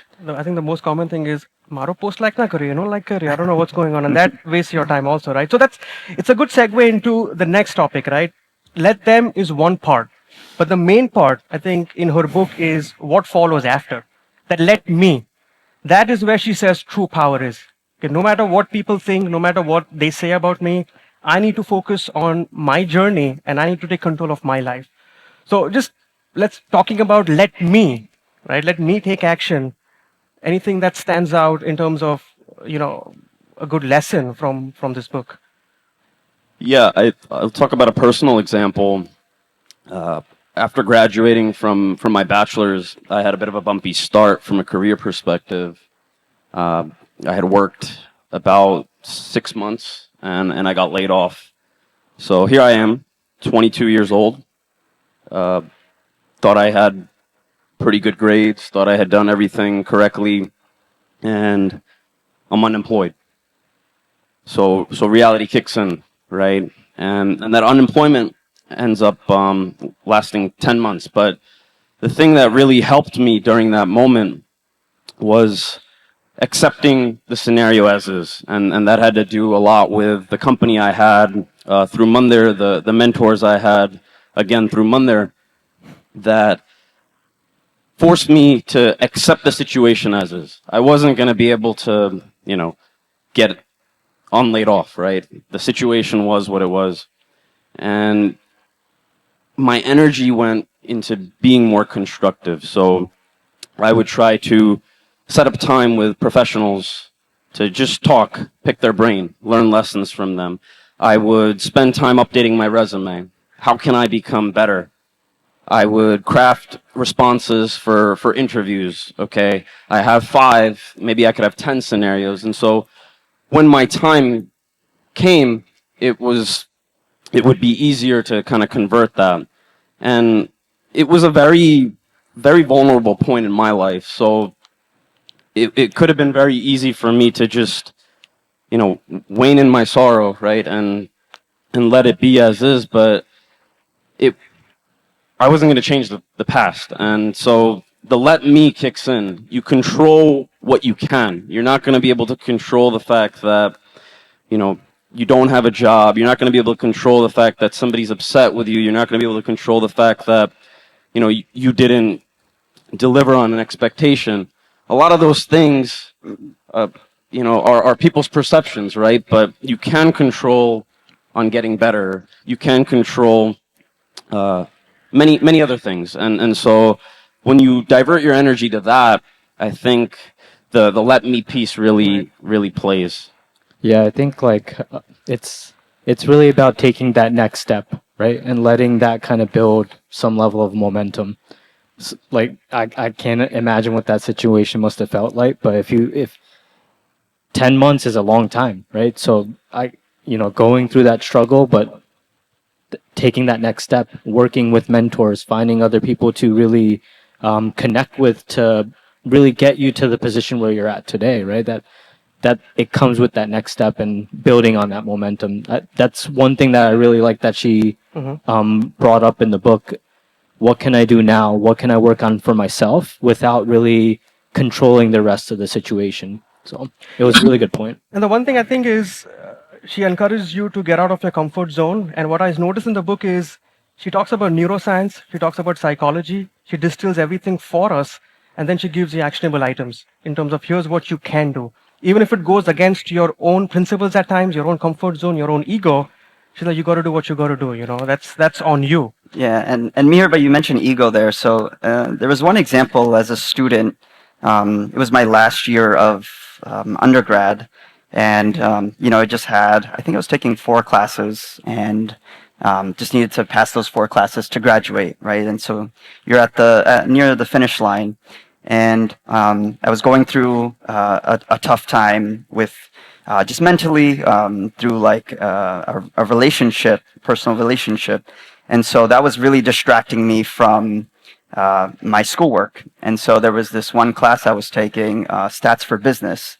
And supposedly it was an easy class, but for me it was not.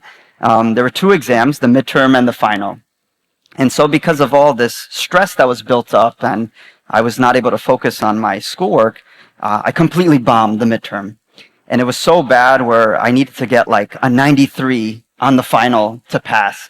And so if I didn't pass, I wouldn't graduate. So that's like kind of the circumstance I was in. And so at that moment, there was kind of really 2 options. One is kind of sit there and ponder and just keep dwelling into the situation I was in with the relationship problem I had and, not get the grade that I wanted. And then the other was to take action, which is what the author talks about, which is let me.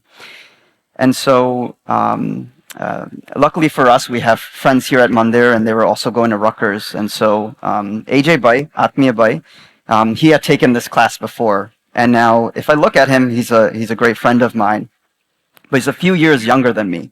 And so just very naturally for me, it's very hard to reach out to someone who's younger because, you feel like you're more intelligent or you feel like you're more experienced.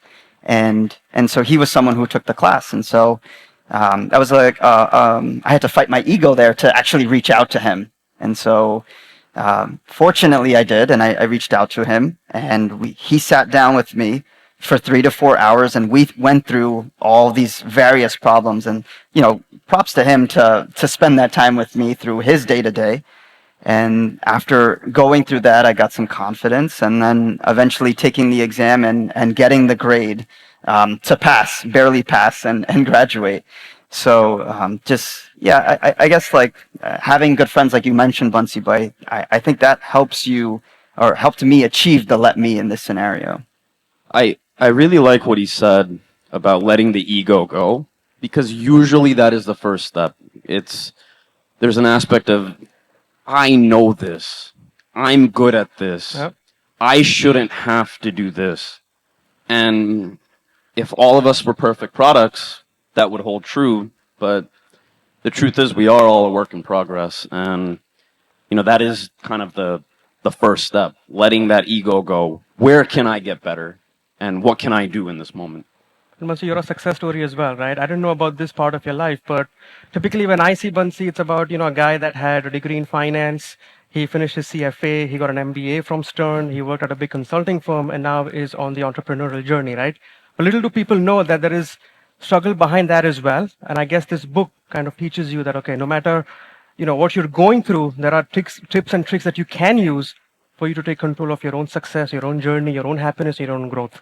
I think that's extremely valuable. I think that she kind of touches upon in the various chapters. Yeah, one thing that I really liked is in the book she explains how if you leave it at let them, you kind of feel like you're above other people, right? Or hey, let them do whatever they want to do, but I won't do it, so I'm almost like you're better than them. Right. But when it's let me, like you guys talked about, you're bringing your ego down, right? Now you're bringing it to a level where it's more balanced. What can I do to control the situation, or what can I contribute to get out of a certain scenario? So I think that balance piece, ego is the biggest step, right? But taking that action then makes the rest of it so much easier. I can't imagine like what that must have felt like, but once you did take that step, it led to passing, which is great. Yeah, and just to add to that, I think in the situation like having AJ Bhai as a friend, I also had an opportunity to call Ashok uncle. So like you mentioned, right? Like once you start to communicate and try to do the let me part, it opens up doors. And so I had called Ashok uncle about the situation, and he had given me a beautiful line. He had said that Swamiji is giving the exam, Swamiji is writing the exam, and Swamiji is grading the exam. And so in that moment, it was just like everything is going to be fine, and it'll all work out. So it was just really nice. So yeah, I guess taking the action is a big part to getting to the solution. So I think we can go on and on and on.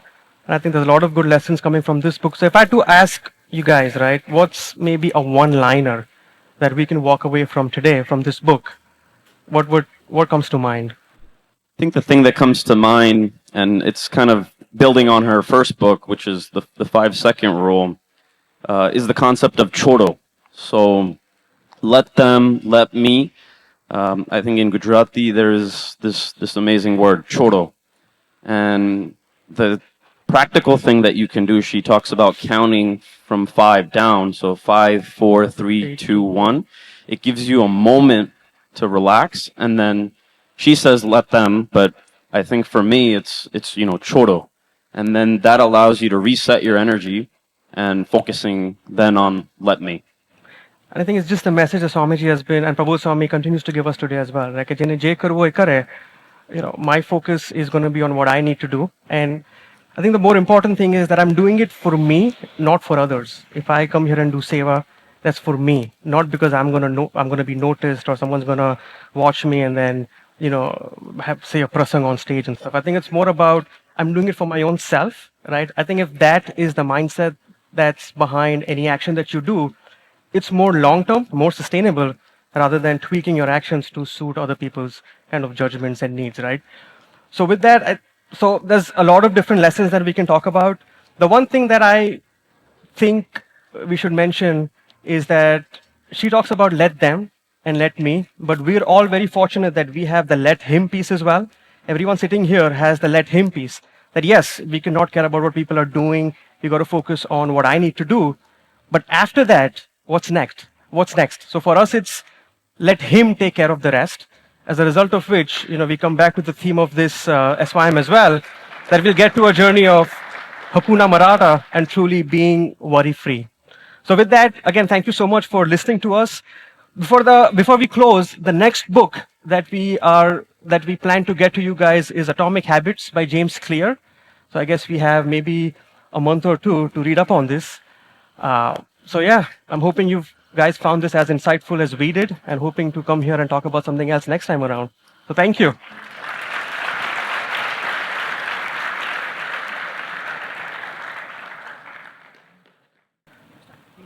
Let's give these guys a big round of applause. Big round of applause. They read for us. So, I mean, who reads for other people? But they're reading for us, so we don't have to put in the effort. Although, it would kind of benefit us, but since they're doing all the work for us. As Mihir mentioned at the end, Hakuna Matata, the theme of today's SYM. And let's kind of come back to that. So if you remember, in the start of the SYM, I shared a story from a book that I read. And the story was such that there were many people on a boat, and the boat was in rough waters, about to sink, and many people on board were concerned about what's going to happen. They were fearing for their lives, as anyone would. And there was this child on that boat, and he was completely worry-free. And so the first angle that the author gave was to be worry-free is to have some sort of mindset that takes you out of your worries. At the same time, the author shared the second half of this story, and I think many of you may have already known this. So one person on that boat comes and asks the child that, we're all scared, how come you're just sitting there so calmly and so peacefully amidst the waves and possibly sinking? And the child, this is one line that I think resonates with all of us in certain aspects and in certain levels. He says, I'm not worried because the captain is my father. And that line seems so trivial, yet it can be so powerful if we apply it in the right way in our lives. That there's always a higher being, there's always a supreme being. And especially in Indian culture, believing in God, believing in a supreme authority is something that's common irrespective of where you are across India. And just having that mindset that someone is there with me. My father's there with me, figuratively. That whatever's happening, I'm not alone. And just by imbibing this thought, It's so powerful that it can really take us away from any of our worries and problems. And for the last 50 years, there's been one figure who has really served as the role of a captain. He's really steered the ship when waters got really rough and rocky for so many Yuvako. When so many youths go through problems, physical, mental, health, job, family, A to Z. He's been there, he's guided them. He's one step each year, he takes them forward. And you can say that he gave his life for this very mission. Our captain. He gave his life to serve as the captain of our lives. And this way, hundreds of thousands of youths felt that power, that peace, just seeing Guru Hari Prasad Swamiji. He was such an amazing individual. Born in 1934, he graced this earth. In 1965, he accepted Diksha from his Guru Yogji Maharaj. And for the next 60 years, 55 years, he served us until 2021, when his divine essence is now in Guru Hari Prabodh Swamiji. But we don't want to forget Swamiji. He is someone who touched all of our lives in some way, directly or indirectly. He is the inspirer of this temple. He came to America, in which was a barren land, and started this entire culture of spirituality and the Bhagwan Swaminarayan's teachings. It was already here, but he really went door to door to put that into people's minds and hearts. And so without further ado, I would like to call upon Mayank Bhai to take us on a deeper dive into Guru Hari Prasad Swamiji's life. Mara Swamiji, Mara Swamiji, Mara Swamiji, Mera Swamiji, Mara Swamiji, Mara Swamiji, Mara Swamiji, Mara Swamiji, Mara Swamiji.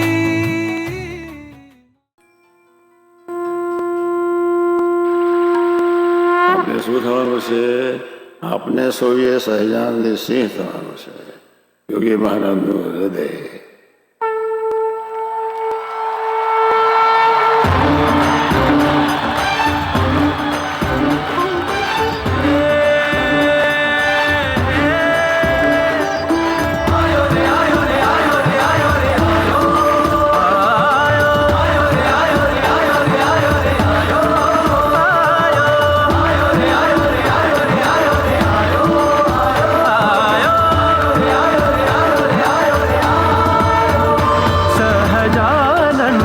सुखद आयो रे सहजानंद सुखद आयो रे प्रकट गुरु रूप श्री हरि आयो रे प्रकट गुरु रूप श्री हरि आयो रे मोरा अंतर मन हर्षायो रे मोरा अंतर मन हर्षायो रे सहजानंद सुखद आयो रे प्रकट गुरु रूप श्री हरि आयो रे सहजानंद सुखद आयो रे आयो रे आयो रे आयो रे सहजानंद सुखद आयो रे सहजानंद सुखद आयो रे सहजानंद सुखद आयो रे सहजानंद सुखद आयो. जय स्वामीनारायण. अद्भुत दृश्य था ना? सच में सहजानंद सुखद आयो रे. अभी हम अपने सामने सूरत सम्राट भगवान स्वामीनारायण के 5वें वारसदार गुरु हरि प्रसाद स्वामी जी, उनका 2020 का आत्मीय युवा महोत्सव का वीडियो देख रहे थे. गुरु हरि प्रसाद स्वामी जी हम सब जो इस समाज के यहाँ बैठे हैं, उस समाज के सृजनहार, उस समाज की प्राण. यदि हम उस वीडियो के बारे में विचार करें तो वो एक भव्य समारोह था 2020 में. स्वामी जी ने अपनी प्रेजेंस में आखिरी युवा महोत्सव किया था वो 2020 में किया था। इतना बड़ा स्टेज था, मोर देन 200,000 लोगों ने उसमें अटेंड किया था। वहाँ पर 3 टाइम भोजन किया था। वैसे बहुत सारे अटेंडीज आज हमारे यहाँ इस बीच में बैठे भी हुए हैं। अद्भुत स्टेज, ऐसा एनवायरनमेंट, ऐसी दिव्यता, 200,000 लोग और सबका एक ही सुर। सूरत सम्राट गुरु हरि हरि प्रसाद स्वामी महाराज की जय जय जय। ये वीडियो देख के एक विचार आता है कि क्या हमेशा से ऐसा ही था? तो चलिए आज हम सब चलते हैं एक जर्नी पे, both in space and time. Let's travel back for more than 50 years from 2020. It's the 1960s. We also travel back to India. Gujarat में एक टाउन है बरोड़ा। बरोड़ा के पास एक छोटा सा गांव है जिसका नाम है सोखड़ा। उस गांव में एक मंदिर है, उसे पुराना मंदिर या जूना मंदिर कहते थे। वो मंदिर हम जिस मंदिर में बैठे हैं वैसा नहीं था, थोड़ा अलग था। उस मंदिर में स्वामी जी और उनके साथ 39 सेंट्स रहते थे। तो वो कहाँ रहते थे? वो एक रूम में रहते थे। 40 saints in a single room. उस रूम की डायमेंशन कितनी थी? 30 बाई 30। अगर हम विचार करें तो वो 30 बाई 30 का रूम जो समयो 2020 का हुआ था, उसका जो स्टेज था, ऐसे 4 रूम सिर्फ उस स्टेज पे आ जाएं। ऐसे में स्वामी जी और संतों साथ में रहते थे। उसके बाद उनके पास कितने टॉयलेट थे? एक। 40 पीपल 1 टॉयलेट। मैं जब घर देख रहा था तो मेरा विचार था प्राइवेट टॉयलेट हो तो अच्छा है, नहीं तो एटलीस्ट जितने लोग हैं उससे +1 तो होना चाहिए, कोई गेस्ट आ गया तो। बाथरूम कितने थे? 0। बाथरूम कहाँ था? बाथरूम बाहर जो हैंडपंप होता है ना, चप्पाकल हिंदी में बोलते हैं, उसमें से खुद पानी निकालना और उसमें खुद नहाना। वही पानी किचन में भी खाने के लिए यूज होता था। तो वो किचन कैसा? 10 बाई 13 फीट का किचन, जिसमें 40 लोगों का खाना बनता था। हम एक दृश्य यहां पे देख रहे हैं जहां पे खाना बन रहा है। कठिनाइयां जो है स्वामी जी और संतों के जीवन में यहां पर समाप्त नहीं होती हैं। सुबह मंगला आरती के लिए जब स्वामी जी आते थे संतों के साथ, तो सब लोग नहा धो के आते थे। नाउ इमेजिन 40 लोग इस सेटअप में सूर्योदय से पहले होने वाली आरती में पधारते हैं, और उसमें भी स्वामी जी सबसे पहले उठते थे और नहा धो के तैयार हो जाते थे। क्यों? क्योंकि किसी और को उनके लिए वेट ना करना पड़े। ऐसी दिनचर्या में भी नेक्स्ट क्वेश्चन क्या उठता था कि खाना कौन सा होगा और कब होगा। अभी हमने सुना कि जो 2020 का समय हुआ था उसमें 2 लाख लोग 3 टाइम ब्रेकफास्ट, लंच और डिनर आनंद से करते थे, एंड नॉट विदाउट वरिंग कि नेक्स्ट मील कहाँ से आएगा। उस समय संतों का कई बार ऐसे दिन होते थे कि वो दिन में 1 बार खाते थे, और कई बार तो ऐसा होता था कि बाहर से भी लोग आए तो स्वामी जी उनको पहले खिलाते थे, फिर अगर पॉसिबल हुआ तो खाते थे। ऐसी सब परिस्थितियों में भी स्वामी जी ने अपना ध्येय, अपना जो कार्य था कि मुझे युवाओं की सेवा करनी है, मुझे उनके हित के लिए काम करना है, तो वो उसके में विचरण चालू रखते थे। तो विचरण कैसा था? There was no car, there was no train, there was no plane. Swami ji walk करते थे, मीलों की वॉक। आसपास के कुछ गांव 4-5 किलोमीटर दूर होते थे। एक दिन में वो कई गांव जाते थे, 30-40 किलोमीटर डेली वॉक। तो वो वॉक कैसी? ऐसा नहीं कि कंफर्टेबल टाइम में छतरी में, भरी दोपहरी में, समर के टाइम में धूप में वॉक, स्किन जल जाती थी स्वामी जी की, लेकिन उन्होंने अपना विचरण कभी कम नहीं किया। जब थोड़ा उनको दूर जाना होता था तो वो एसटी बस लेके जाते थे। एसटी बस क्या होती है? वो है स्टेट ट्रांसपोर्ट बस। तो स्टेट ट्रांसपोर्ट बस को डिस्क्राइब करना थोड़ा मुश्किल है, अगर आपने ट्रैवल किया है तो आपको पता होगा, बट मैं ट्राई करता हूँ। स्टेट ट्रांसपोर्ट बस में कंफर्ट इज ऑप्शनल। आप स्टेट ट्रांसपोर्ट बस में गद्दी मिल गई तो लकी है। मैं 90s की बात कर रहा हूँ, जब मैंने ट्रैवल किया था। एयर कंडीशनिंग ऑफ कोर्स नहीं थी, एग्जॉस्ट का धुआं भी साथ में चलता था, और इन जनरल पैक तो रहती ही थी। ऐसी बसेस में स्वामी जी ट्रैवल करते थे, और संतों की मर्यादा होती है। उस मर्यादा अनुसार स्वामी जी या तो बस में एकदम आगे ट्रैवल करते थे या एकदम पीछे। आगे यानी बॉनेट पे, जहाँ पे इंजन है, और गर्मियों में वो इंजन और वो बॉनेट एक्सट्रीमली हॉट हो जाता है। एग्जॉस्ट तो छोड़ दीजिए, उस पे स्वामी जी घंटों बैठ के ट्रैवल करते थे। वही जब वो पीछे बैठते थे तो वो जो जर्नी होती है वो हम इससे गेज कर सकते हैं कि उस बस में एक और फैसिलिटी थी कि कोई शॉक एब्जॉर्बर नहीं होता है। और सोखड़ा गांव, उसका नाम किससे पड़ा है? 100 खाड़ा, 100 पिट्स, यानी कि 100 गड्ढे। और स्वामी जी की हाइट थी अच्छी, और वो बैठते थे पीछे। तो हम थोड़ा इमेजिन कर सकते हैं कि वो राइड कैसी होती होगी।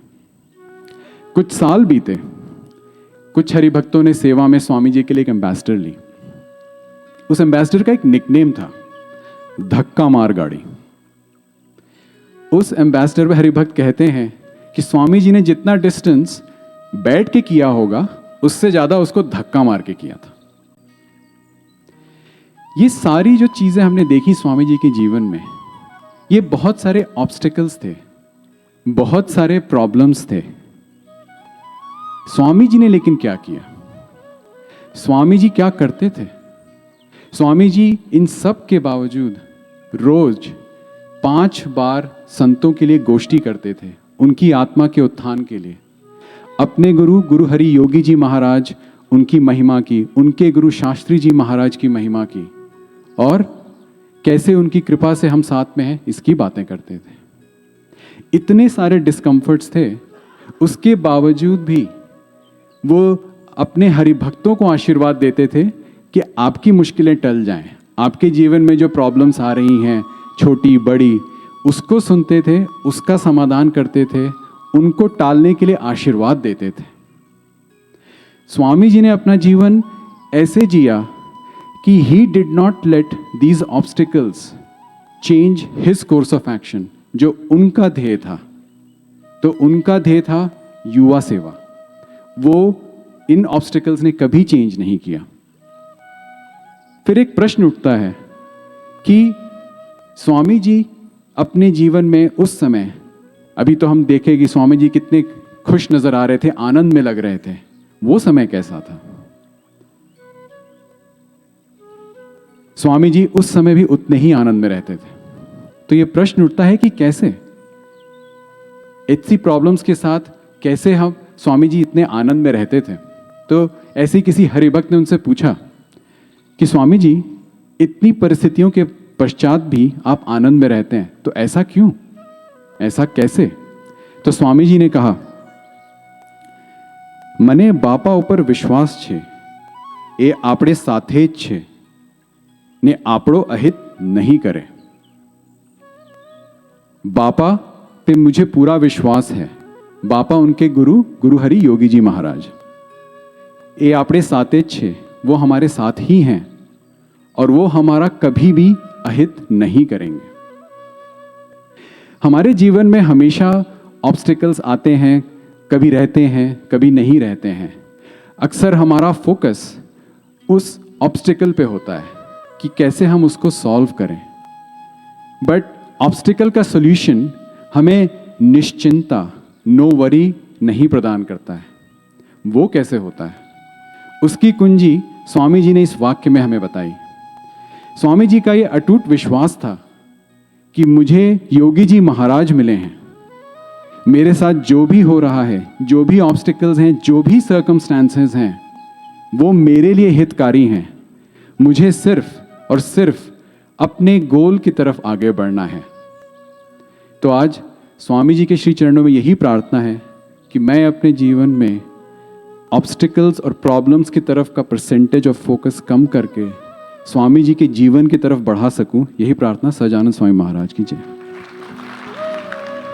स्वामी जी, मारा स्वामी जी, मारा Swami ji. That was just one small aspect of his life. And in upcoming SYMs, we're going to explore different aspects, different avenues of his life. It almost was kind of emotional for us when we were listening, knowing that all the hardships that he went through, and it almost felt as if he went through all of those to such a degree that I can't face anything in my life that'll be as severe as what he went through. At least at the end of the day, I know that I'll have a full meal. My stomach will be full.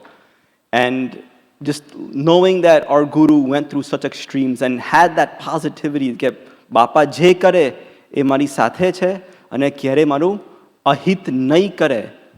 And that kind of brings us to a question that why worry when we have Hari?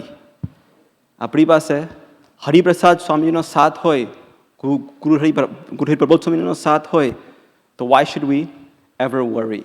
And for that, we're going to ask Mihir Bhai from Boston to come and share his thoughts on that topic. But before we listen to Mihir Bhai, I want to share something unique about the Boston Mandir. Now, I'm not sure if you know, but Boston is not like right down the road or right down the street or even in the state. It's about 4.5 hours away. And every SYM, they could have been remote. They could have joined us remotely and that would have been completely fine. We would have enjoyed their company remotely as well. But they drove 4.5 hours every SYM, even today, just to be with us. And that's a commitment. That's really an amazing commitment that they have, because being here, we can interact, have darshan, have delicious food, and just being here, of course, has a special feeling.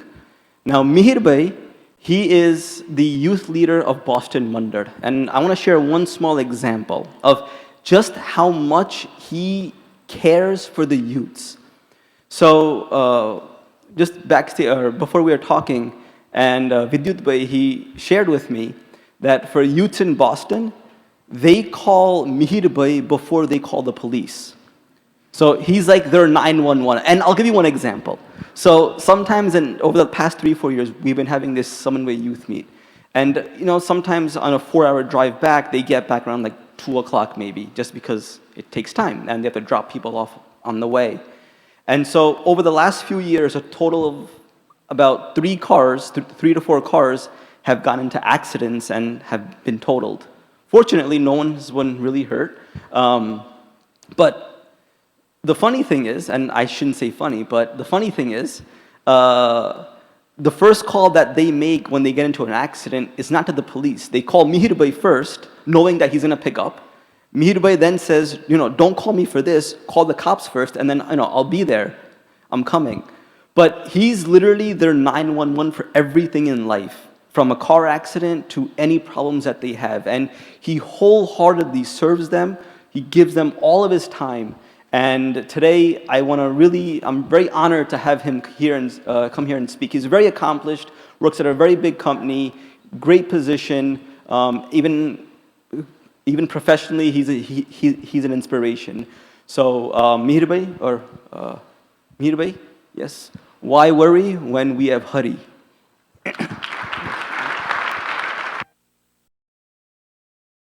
Sajanand Swami મહારાજની જય, શ્રી અક્ષર પુરુષોત્તમ મહારાજની જય, શાસ્ત્રીજી મહારાજની જય, યોગીજી મહારાજની જય, ગુરુહરિ હરિપ્રસાદ સ્વામી મહારાજની જય, પ્રગટ ગુરુહરિ પ્રબોધ જીવન સ્વામી મહારાજની જય જય જય.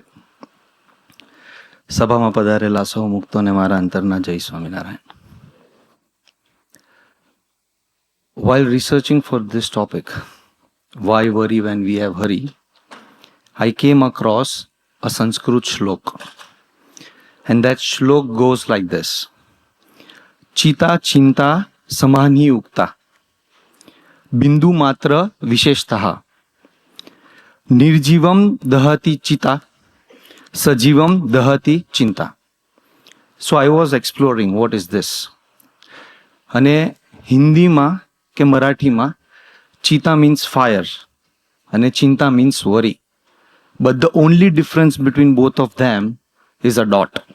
કે ચિતામાં ઉપર dot ના હોય, ચિંતામાં ઉપર dot હોય.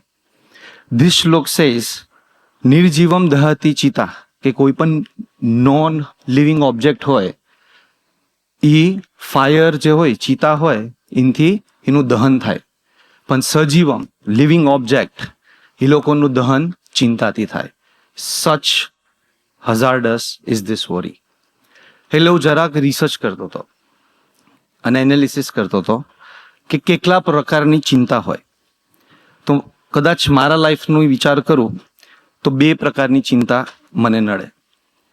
એક ચિંતા એવી હોય જેને હું કંઈક કરી શકું. ફોર એક્ઝામ્પલ, અસાઇનમેન્ટ ટાઈમ પર કમ્પ્લીટ નથી થતું. I can email my professor કે ભાઈ એક્સટેન્શન આપો. પૈસા ખૂટી ગયા, I can call my friend and ask for money. એ પ્રકારની એક ચિંતા હોય જેમાં હું કાંઈક પુરુષ પ્રયત્ન કરી શકું. પણ એક પ્રકારની ચિંતા એવી છે જે બધાને ઇન્સિક્યોરિટી, એન્ઝાઇટી, ફ્રસ્ટ્રેશન, ડિપ્રેશનમાં લઈ જાય. અને એ ચિંતા છે જેનું હું કાંઈ ના કરી શકું. ફોર એક્ઝામ્પલ, વિચારવા જેવી વાત છે, વિચારજો, આપણે બધા વિચારીએ. આજે જીતભાઈ શેર કરતા હતા નોટબુક LM. US ટેકનોલોજીમાં કેટલું બધું આગળ જતું રહ્યું. પણ આયરની એ છે કે આ યુનાઇટેડ સ્ટેટ્સ આટલા બધા સ્કિલ્ડ વર્કર યુનાઇટેડ સ્ટેટ્સમાં લાવે છે using H1B visa. United States is superpower in technology, and that we could see today, Notebook LM join. They have everything. They have top engineers. They have top computer technologies. છતાં પણ જે યુએસના most famous skilled visa છે H1, એ lottery પર જ થાય છે. વિચારવા જેવી વાત છે, રાઈટ? કે શું એ લોકો પાસે લોકો નથી કે એ લોકો કોઈ માણસોને સેટ કરે અને મેરિટ બેઝ કરી શકે? શું એ લોકો પાસે ટેકનોલોજી નથી કે એ લોકો આ નાનો પ્રોબ્લેમ સોલ્વ કરી શકે? બટ મજાની વાત એ છે કે ભગવાને આ H1B રૂપી વરી મારા ને તમારા જીવનમાં એટલા માટે રાખી છે કે આપણા જીવનમાં આપણે કંઈક અનુભવ કરી શકીએ. અને અનુભવ શું? તો કે અગર આ વરી ના હોત ને તો હરીનો અનુભવ આપણને ના થઈ શકત અને કદાચ આપણે અહીંયા ના બેસી શકત.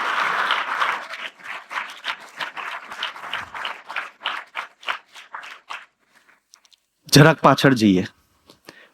મહાભારતનું યુદ્ધ આપણને ખબર છે અને મહાભારતમાં મેઇન કેરેક્ટર એમ કૃષ્ણ ભગવાન હતા, બટ આફ્ટર કૃષ્ણ ભગવાન ઇટ વોઝ અર્જુન. ભાગવત ગીતામાં આખું ડિસ્ક્રાઇબ કર્યું છે કે અર્જુનની પરિસ્થિતિ કુરુક્ષેત્રના મેદાનમાં કેવી હતી. સો વેન અર્જુન રથ પર બેસીને અંદર જાય છે અને હી સીઝ કે એના ભાઈ, દાદા, કાકા, બધા એના રિલેટિવ એની સામે યુદ્ધ લડવાનું છે, ત્યારે અર્જુનની કંઈક હાલત થાય છે. એની હાલતનું ડિસ્ક્રિપ્શન ભાગવત ગીતામાં લખ્યું છે. શું થાય છે અર્જુનની હાલત? તો કે સૌ પ્રથમ એના હોઠ સુકાય છે, એનું ગળું સુકાય છે, અર્જુન કાળો પડે છે, એને પસીનો નીકળે છે, ચક્કર આવે છે અને he doesn't know what to do. Krishna ભગવાન એને બહુ સમજાવે છે કે ભાઈ હું કહું છું ને તું કર, પણ એ નથી માનતો. કૃષ્ણ ભગવાનનો બહુ ટાઈમ લે છે અને ભગવાન સ્વામિનારાયણે વચનામૃત મધ્યના 9માં આ વસ્તુ એક્સપ્લેન કરતા એક શ્લોક લખ્યો છે ભાગવત ગીતાનો, કે ભગવાન કૃષ્ણ અર્જુનને બહુ સમજાવે છે કે બેટા હું તને આ કહું છું, તું માન મારી વાત, પણ એ નથી માનતો. ત્યારે ભગવાન કૃષ્ણ એને એક શ્લોક કહીને સમજાવે છે કે અર્જુન, સર્વ ધર્મામ પરિત્યજ્ય મામેકમ શરણમ વ્રજ અહમ તવ સર્વ પાપેભ્યો મોક્ષામી મહાસુચ. બધી ચિંતા મારા શરણમાં મૂકી દે, તારી બધી બુદ્ધિ મારા શરણમાં મૂકી દે. ખાલી એટલું વિચાર કે હું તારા પક્ષે છું, તારું કોઈ અહિત નહીં કરી શકે, હું તારો મોક્ષ કરવાનો છું. અને પછી અર્જુનને જરાક રિયલાઇઝ થાય છે અને પછી ફાઇટ કરે છે અને રેસ્ટ ઇઝ ધ હિસ્ટ્રી. તો કદાચ કૃષ્ણ ભગવાન અર્જુનને એવું કહેવા માંગતા હતા કે don't worry, as Hari I am with you. તું બધી ચિંતા મારા શરણમાં મૂક and I will make sure you will be out of everything. Arjun મૂકે છે અને ધ રેસ્ટ ઇઝ હિસ્ટ્રી. પણ આવું જ કંઈક ગુરુ હરિ પ્રબોધ સ્વામી બોસ્ટનની ધરતી પર 2022માં પધારે છે. આવી જ સભા ભરાઈને બેઠી હોય છે, બધા યંગ યુવકો હોય છે, અને ધ ફર્સ્ટ વાક્ય દેટ પ્રબોધ સ્વામી સેઝ, એ કૃષ્ણ ભગવાને અર્જુનને સમજાવું હતું, પ્રબોધ સ્વામીને અપગ્રેડેડ 2.0 યુથ્સને સમજાવું હતું. સો પ્રબોધ સ્વામી સ્ટાર્ટ્સ લાઈક ધીસ કે યુએસની સંસ્કૃતિ છે એ છે બીવેર ઓફ ડોગ્સ. લખે ને બીવેર ઓફ ડોગ્સ, કે કૂતરાઓથી બચીને રહેજો. પછી પ્રબોધ સ્વામી કે આપણી સંસ્કૃતિ છે ડોગ એટલે DOG. પછી પ્રબોધ સ્વામી કે આપણી સંસ્કૃતિ છે બી અવેર ઓફ ગોડ, કે અહીંયાની સંસ્કૃતિ છે બીવેર ઓફ ડોગ્સ, બટ આપણી સંસ્કૃતિ છે બી અવેર ઓફ ગોડ. ખાલી એકલી અવેરનેસ રાખજો કે ભગવાન આપણી જોડે છે. આઈ એમ ગોઈંગ ટુ શેર 5 પ્રસંગ્સ, 5 પ્રસંગો એવા કે જે યુવકો અહીંયા જ આપણી સભામાં આપણી જોડે જોડાયેલા છે. 2016 જોન્સટન શિબિરમાં એક યુવક બોસ્ટનથી પધારે છે. ઇટ્સ હિઝ ફર્સ્ટ શિબિર. એમનું નામ છે Jatinbhai Vagasiya. Is currently in Texas, Houston. એ શિબિરમાં આવે છે એની પહેલા હી શેર્સ કે એમના લાઈફમાં શું શું પ્રોબ્લેમ છે. તેના લાઈફના પ્રોબ્લેમ્સ હું તમને કહું, and I am going to talk all the problems જેનું આપણે કંઈ જ ના કરી શકીએ. બિકોઝ જેનું કંઈ કરી શકે એનું તો આપણે કરી દઈશું, પણ જેનું કાંઈ નહીં કરી શકે ત્યારે જ આપણને હરિનો અનુભવ થશે. સો જતીનભાઈના લાઈફમાં શું પ્રોબ્લેમ હતો when he goes in two this શિબિર? જસ્ટ 1 year અગો એના પપ્પા એક્સપાયર થઈ ગયા. એના પપ્પા આખું બિઝનેસ સાચવતા હતા ઇન્ડિયામાં ટેક્સટાઇલનો, અને nobody apart from his dad knew કે આ બિઝનેસને કઈ રીતે રન કરવો, અને એના પપ્પા હાર્ટ એટેકમાં ધામમાં જતા રહ્યા. Jatinbhai came to US to study masters. પણ એ જ્યારે યુએસમાં આવ્યા ત્યારે એના લગ્ન થઈ ગયા હતા ઇન્ડિયામાં. એમને એક ડોટર હતી અને એમના વાઇફ ઇન્ડિયામાં હતા.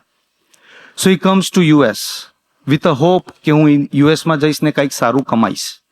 હવે એમના મમ્મી, એમના સિસ્ટર, એમના વાઇફ, એમના daughter, all 4 are dependent on Jatinbhai. એટલે જતીનભાઈ US આવ્યા. જેવા US આવ્યા અને એમને મલેરિયા થયો, એટલે હોસ્પિટલમાં દાખલ કરવા પડ્યા અને હોસ્પિટલનું બિલ મોટું આવ્યું. આટલું તો ઠીક હતું, પણ એમના વાઇફ અને એમના ડોટરે વિઝા અપ્લાય કર્યા ઇન્ડિયામાં US આવવા માટે, અને નોટ વન્સ બટ ટ્વાઇસ એમના વિઝા રિજેક્ટ થયા. સો જતીનભાઈને બીજું કંઈ જ નહોતું દેખાતું, પણ ખાલી ચિંતા, ચિંતા ને ચિંતા કે મારા વાઇફ ડોટરનું શું થશે, મમ્મીનું શું થશે, બેનનું શું થશે, ધંધાનું શું થશે, ભણવાનું શું થશે, હોસ્પિટલના બિલનું શું થશે. With all this worries he comes to Johnstown શિબિર. અને ત્યાં ગુરુ હરિપ્રસાદ સ્વામીજીને જતીનભાઈ મળવા જાય છે, અને સ્વામીજીને આખી વાત કરે છે કે મારા લાઈફમાં સ્વામીજી અકલા પ્રોબ્લેમ છે, અને રોઈ પડે છે. અને જતીનભાઈ એવું કહે છે કે મારે પાછું ઇન્ડિયા જવું છે. ત્યારે સ્વામીજી એક વાક્ય કહે છે કે સાંભળ, કે તું અહીંયા સરસ ભણી લે, અહીંયા સારા મિત્રોનો સંગ રાખજે, સત્સંગ કરજે, અને તારી બધી વ્યાધિ મારી, કે તારી જેટલી પણ વરિશ છે બધી મારી, અને કે તું ખાલી અહીંયા ભણી લે, તારી બધી ટેક કેર અમે લોકો કરી દઈશું, તારી બધી વ્યાધિ હું લઈ લઈશ. સો જતીનભાઈ ગેટ્સ મોટિવેટેડ, પાછા આવે છે, ભણે છે. As of today 2025 Jatinbhai is in Houston, Texas. He is a senior project manager in Novavax Pharmaceuticals. એના વાઇફ, ડોટર અને હજી એક એમના ડોટર બોર્ન થયા, ત્રણેય અહીંયા વેલ સેટ છે. They are in US. એમના સિસ્ટર છે, એને પણ સ્વામીજીની કૃપાથી યુએસમાં એક છોકરો મળ્યો, અને she is also well set and she is a physiotherapist. On top of it જતીનભાઈનો પોતાનો બિઝનેસ ઇન્ડિયામાં એક ચાલે છે, એ પણ સેટ છે. પણ સૌથી ઇમ્પોર્ટન્ટ એમના લાઈફમાં શું છે, તો ક્યારે પણ આજે હું જતીનભાઈને ફોન કરું ને 24/7, એ ખાલી એક જ વસ્તુમાં બિઝી હોય, અને એ હોય મંદિરની સેવામાં. અને to me this is the biggest success. અને આજે કદાચ હું જતીનભાઈને પૂછું કે જતીનભાઈ હવે કઈ ચિંતા જેવું લાગે છે, તો કે મીરભાઈ, સ્વામીજીએ જ્યારથી વાક્ય કીધું છે ને કે તારી બધી વ્યાધિ હું લઈ લઈશ, તે દિવસને આ ઘડી આજ સુધી મને ચિંતાનો ક્યારે અનુભવ થયો નથી.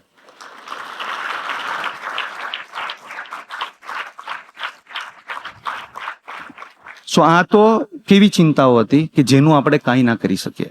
એવા જ એક હરિભગત ગૌરવભાઈ, અને આ પ્રસંગ તો રિસન્ટ છે. લાસ્ટ યર 2023માં Gauravbhai was trying, Gauravbhai and emna wife were trying to have a baby, but due to some medical issue, they couldn't. પછી એક વખત એ લોકો પછી સભા ભરવાનું સ્ટાર્ટ કરે છે ધીરે ધીરે દે એક્સપેક્ટ અ બેબી અને ફોર સમ રીઝન મિસકેરેજ થઈ જાય છે.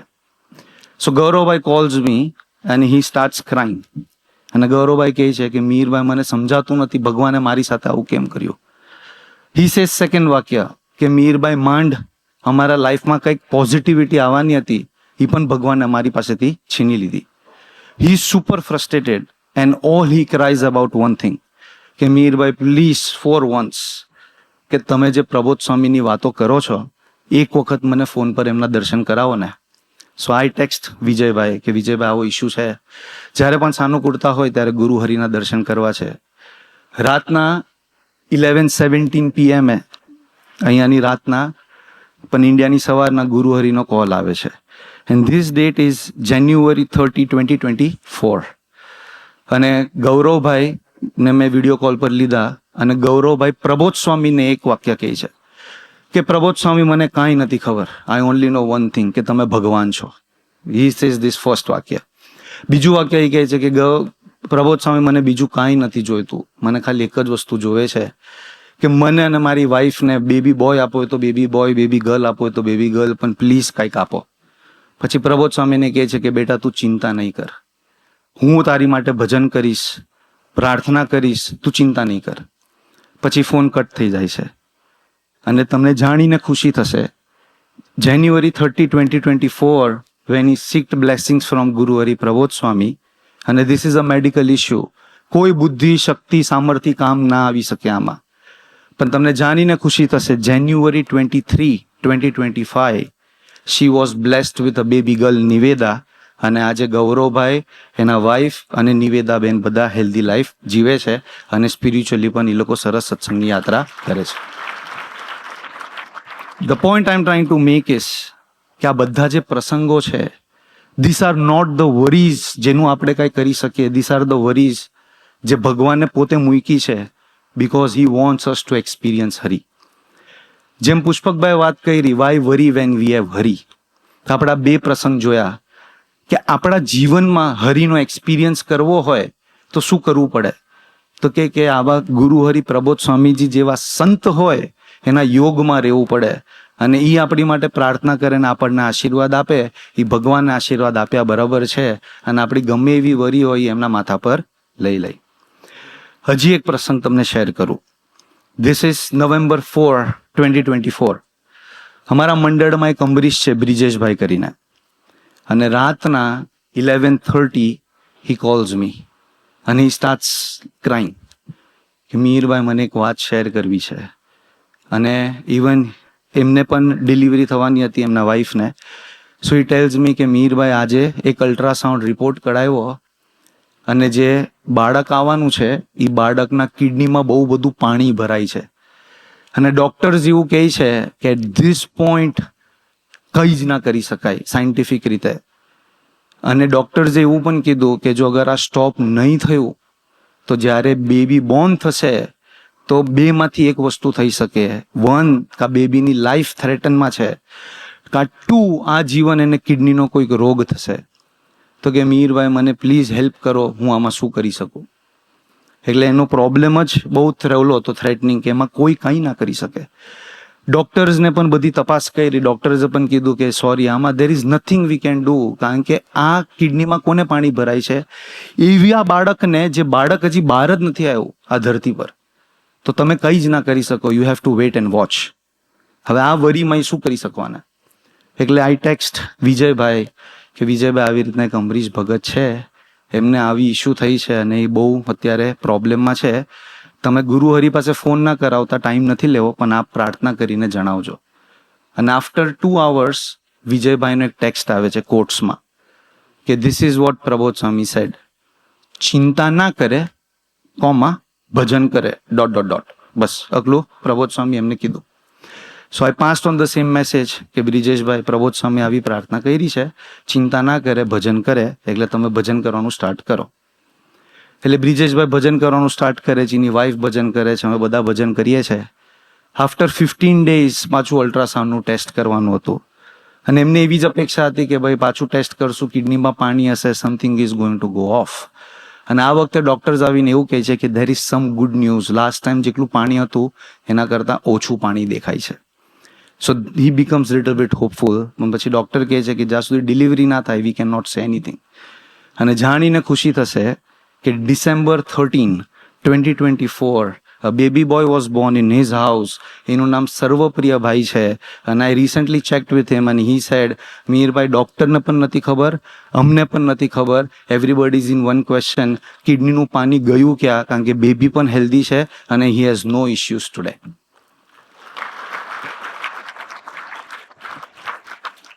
વાત હું એ કરું છું કે જીવનમાં આવા ગુરુ હરિપ્રબોધ સ્વામીજી જેવા સંત હોય, હરિપ્રસાદ સ્વામીજી જેવા સંત હોય તો એ સ્વયં હરિને લઈને આ ધરતી પર આવે છે કે આપણી વરીઝ એમના માથે લઈ શકે. But there is one important aspect કે ચલો આ બે તો બહુ ક્રિટિકલ પ્રોબ્લેમ હતા, પણ આપણા જીવનમાં બીજા બધા પ્રોબ્લેમ થાય તો કાંઈ હર વખતે થોડી પ્રબોધ સ્વામી પાસે જઈશું. So what do we do in that case? તો why are we lucky? I would say we are not even lucky, we are fortunate. કારણ કે ભગવાને શું કર્યું આપણા માટે? તો કે આવા સંતને મોકલ્યા જેમાં ભગવાન પોતે છે. પણ આ ભગવાને એક કન્સેપ્ટ આપ્યો આપણને કે ભાઈ તમે ચિંતા ના કરો, ભલે હું ફિઝિકલી ઇન્ડિયા જતો રહીશ પણ હું એક ઇન્સ્ટ્રુમેન્ટ અહીંયા મૂકીને જઈશ કે જેમાં પોતે ભગવાન કામ કરશે ને તમને અનુભવ કરશે. અને ધેટ કન્સેપ્ટ ઇઝ ભગવદી. કે ભગવદી સમવન જેમાં ભગવાન વધે. અને એ ભગવદી એવા ના હોય જે મિહિરભાઈને ગમે એ ભગવદી, એવું ના હોય. સ્વામીજીને પ્રબોધ સ્વામી સિલેક્ટ કરીને જાય.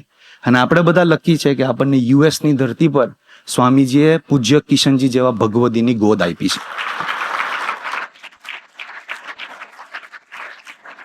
સો I will tell you a true પ્રસંગ ઓફ માય લાઈફ. કે પુષ્પકભાઈ કીધું કે ભાઈ બધા છોકરાઓને પ્રોબ્લેમ થાય તો મિહિરભાઈને 911 કોલ કરે, પણ 911 માં જ આગ લાગે તો ક્યાં જાય? So recently we bought a new house.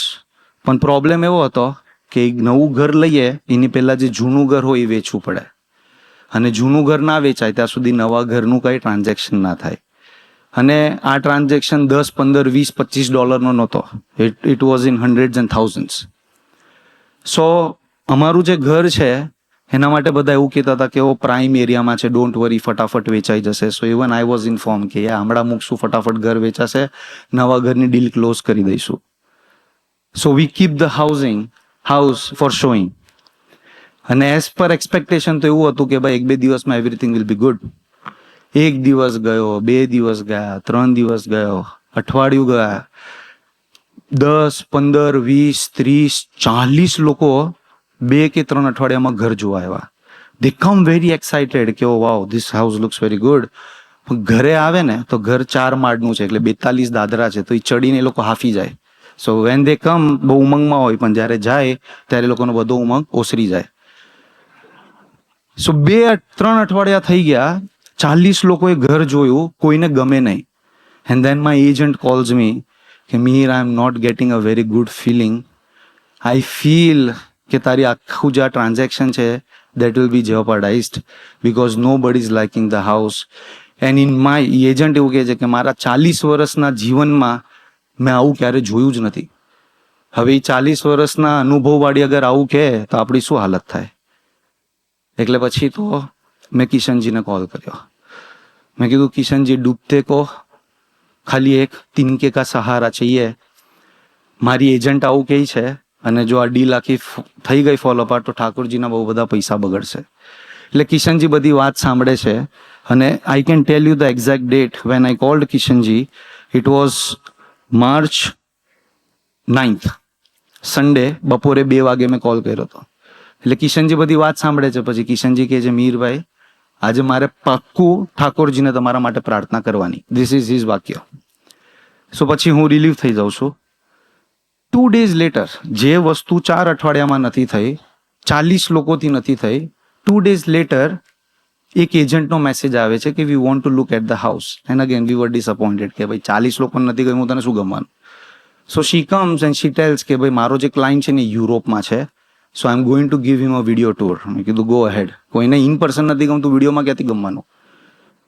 So she gives the video tour અને શી કોલ્સ માય એજન્ટ કે અમને પ્લીઝ આ ઘર જોઈએ છે and we want two put the offer. એટલે મારી એજન્ટ મને કોલ કરે છે કે મીર સમથિંગ મિરેક્યુલસ હેપન્ડ કે they want to put the offer. મેં કીધું ભાઈ ટાઈમ લેવા વગર લઈ જ લે જો ક્લોઝ થતું હોય ને તો, right. They put the offer, everything gets closed, and while I'm talking, I just got a message that the deal is done, everything is ceased, right? પણ કહેવાની મૂળ વસ્તુ એ છે કે આવા જે પ્રોબ્લેમ હોય કે જેમાં મને એવું લાગતું હોય કે ભાઈ બધું સરસ જ છે, પણ ભગવાન આવું કંઈક અટકાવી દે, ત્યારે ભગવાન એવા ભગવદી રાખ્યા છે આપણા માટે આ યુએસની ધરતી પર કે જેમાં સ્વયં પ્રબોધ સ્વામી પોતે કામ કરે છે. અને એ ભગવદી મેં સિલેક્ટ નથી કર્યા, પણ ગુરુહરિ સ્વામીજી અને પ્રબોધ સ્વામી આપણને આપીને ગયા છે. That's why we are the most fortunate people in this universe. એક છેલ્લો પ્રસંગ કહીને મારી સેવા પૂરી કરું. I touched on 4 points. Why worry when we have Hari, but how to experience Hari. તો કે ભજનથી થઈ શકે, પ્રાર્થનાથી થઈ શકે, ભગવદીથી થઈ શકે, but than there is one important aspect. અને એ શું છે? તો હમણાં એક ગોષ્ઠી સાંભળતો હતો. ભરૂચમાં બધા વીઆઈપીઓની સભા થઈ હતી અને વીઆઈપીમાં પ્રબોધ સ્વામી એ ગોષ્ઠીમાં એક વાક્ય એવું બોલે છે કે અમે કદાચ હોસ્પિટલો નથી બનાવતા, પણ અમે મંદિરો બનાવીએ છીએ કે જેમાં યુવકો આવીને સભા ભરી શકે. અને બધા ડોક્ટર્સ હોય છે, એટલે વન વીઆઈપી ડોક્ટરને બહુ ટચ થઈ જાય છે વાક્ય. એટલે he comes to Harisharan Swami and says કે હરિશરણ સ્વામી મને બહુ મજા આવી ગઈ, પ્રબોધ સ્વામીનું આ વાક્ય બહુ ટચ થઈ ગયું. સો હરિશરણ સ્વામી ગોઝ ઇન ક્વેશ્ચન કે એવું તો શું હતું આ વાક્યમાં કે હોસ્પિટલ નથી બનાવતા, મંદિરો બનાવીએ છીએ કે છોકરાઓ સભા ભરી શકે. અને પછી એ ડોક્ટર વીઆઈપી છે એવું કહે છે કે પ્રબોધ સ્વામી કદાચ એવું કહેવા માંગતા હતા કે અમે હોસ્પિટલ નથી બનાવતા, અમે મંદિરો બનાવીએ છીએ કે યુવકો સભા ભરી શકે. અને જો યુવકો સભા ભરશે તો એ લોકોના જીવનમાં ચિંતા નહીં આવે, અને ચિંતા જ નહીં હોય તો રોગ નહીં હોય, અને રોગ નહીં હોય તો હોસ્પિટલની જરૂરત જ નહીં પડે. એટલા માટે કે મને બહુ ટચ થઈ ગયું અને કે મેં પણ નિશ્ચય કર્યો છે કે ગોઈંગ ફોરવર્ડ હું સભા ભરવાની ચાલુ કરીશ. તો હું આ પ્રસંગ વિચારતો હતો કે what was Prabodh Swami trying to tell me કે bhajan is one way, prarthana is one way, Bhagavadi is the third way, and Sabha is the fourth way, where you can experience Hari so that you don't have to worry about the actual worries. તો આજે સ્વામીજીના અને પ્રબોધ સ્વામીના ચરણોમાં એક જ પ્રાર્થના કરવી છે કે આવા ભગવદી આપ્યા, આવી સભા આપી, આવા કાર્યકર્તા આપ્યા, આવા મીડિયમ આપ્યા, તો હું મારા જીવનમાં હરિને એક્સપિરિયન્સ કરી શકું અને મારી જાતને એક વસ્તુ રિમાઇન્ડ કરાવી શકું, why worry, because I have Hari. Sahajanand Swami મહારાજની જય.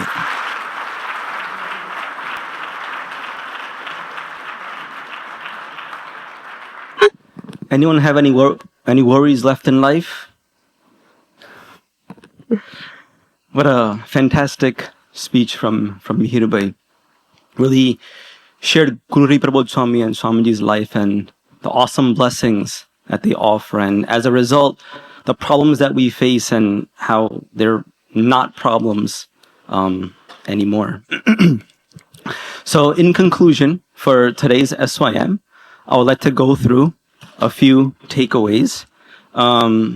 Just caution, I did not use notebook LLM, although I could have, but maybe next month we'll try that. So the first takeaway from today's SYM is it's not our problem, but our reaction that determines our happiness. That things will go on. Everyone has problems, big or small, young or old, but it's not the actual problem, but how we react, our mindset to it, that is the ultimate factor that's going to dictate how happy and joyous we are throughout this journey. The second is from Guru Hari Prabodh Swami's life, or his speech, in which he shared the reason we do satsang is to turn our hearts into a home for Bhagwan. આપણું ઘર મંદિર બનાવવું છે અને આપણું દેહને મંદિર બનાવવું છે. That God, although we believe it or not, although we may not see him, but he's in our hearts right now at this very moment. And the moment we leave this hall, he'll stay with us. When we drive back home, he'll stay with us. Throughout the week, he will be in our hearts. But to really experience that, to keep him, to experience his presence within us, as Swamiji mentioned, to keep our senses and our inputs pure so that God has a nice seat to reside in our hearts. The third takeaway was from the book club. Let them, let us, and let him.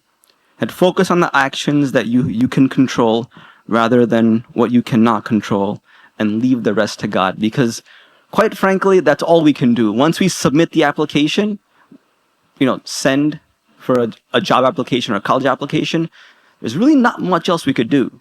And so at that point, just do what we can, 100% effort, and then leave the rest to God. And finally, why worry when we have Hari? And I love the phrasing. It's kind of like our Hakuna Matata. Hakuna Matata means no worries. But maybe instead of Hakuna Matata, we ask ourselves this question when we think of what's going to happen. Su thase, gyere thase, kevu thase, kemnu thase. That ekaj prashna, maybe we can ask ourselves one question is, why should we worry when we have Hari? And as Mihir mentioned at the end, that we have this great satsang support, and by attending sabhas, we have the right friends, we get that right mindset, and having that nishtha and viswas in God is perhaps the catapult to living a happy and joyful life throughout this journey. In conclusion, there's one very, very big announcement that maybe I don't have the right voice to make. So I want to call upon Anand Bhai to make this one very, very big announcement.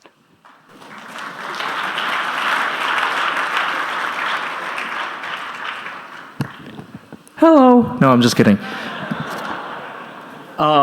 So these SYMs, we've had 3 of them this year. What do you guys think so far? Really?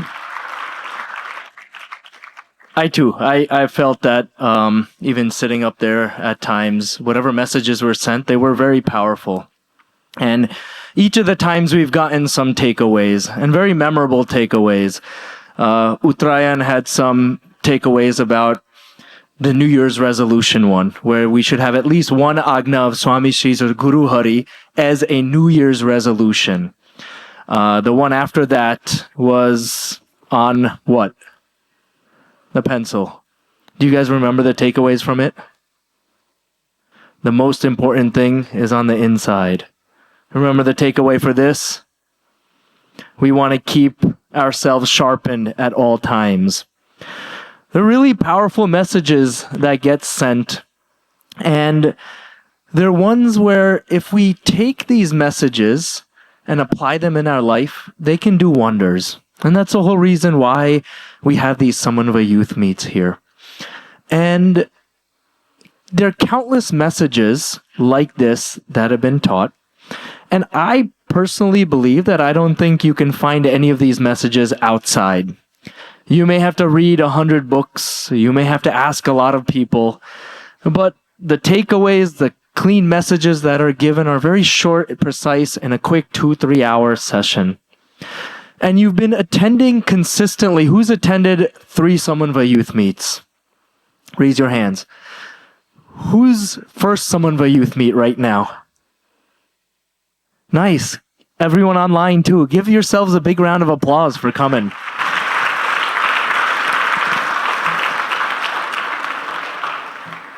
The culmination of all of these events is an event that happens once every year.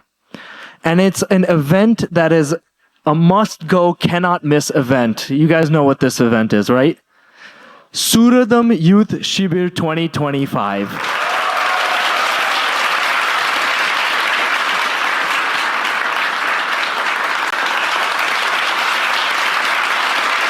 It will happen on July 3rd, 4th, 5th, and 6th.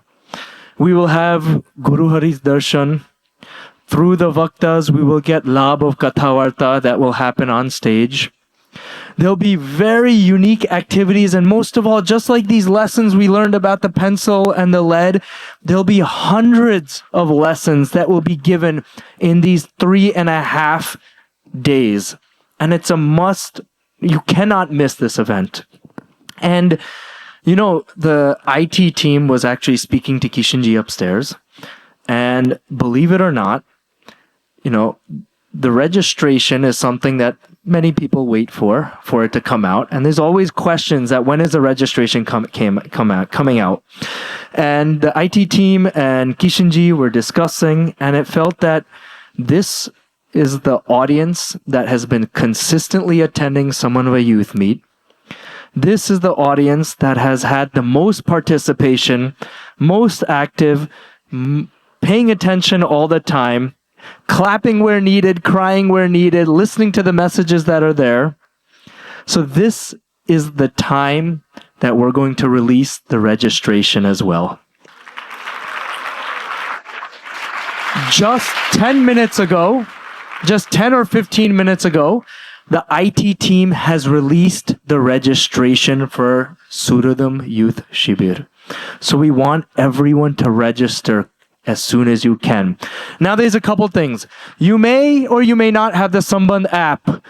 How many of you have never heard of the Sambandh app? Raise your hands. Awesome. Go to the App Store and download it. It might take a day or two to get approval. And if you already have the Sambandh app, can I please advise everyone to update your Sambandh app? There are new features that the team is launching day in and day out. Some of them don't require an update, some of them do, but just check often. Here's one where we're saying, this is your chance to update it to get the latest and greatest features that are there. Okay? Second thing is, as soon as you go into Sambandh app, on the very top, you will see an event that is there, which is the Suradam Youth Shibir registration. As soon as you log in, I'm trying to get into mine right now. It's under featured events, and you'll see the Suradam Youth Shibir logo, and you'll see July 3rd, 6th, 2025 on there. Go register. We advise that everyone can register through the app as well.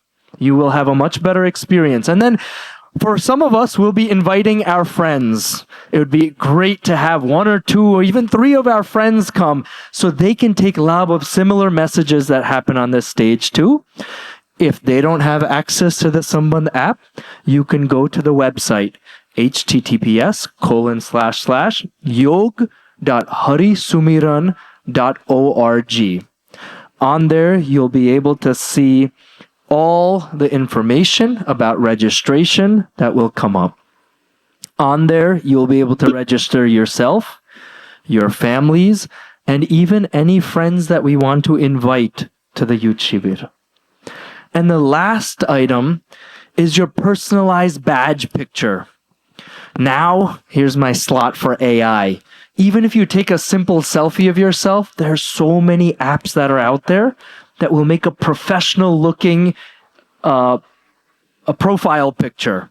It'll even put on a suit for you if you don't have a suit on there. Go find those. That's your AI challenge. And upload your profile pic. Preference is that it's just you in the picture, and it's a clean front-facing headshot as well. The reason being is that everyone's this year is going to get a personalized badge with your picture on it.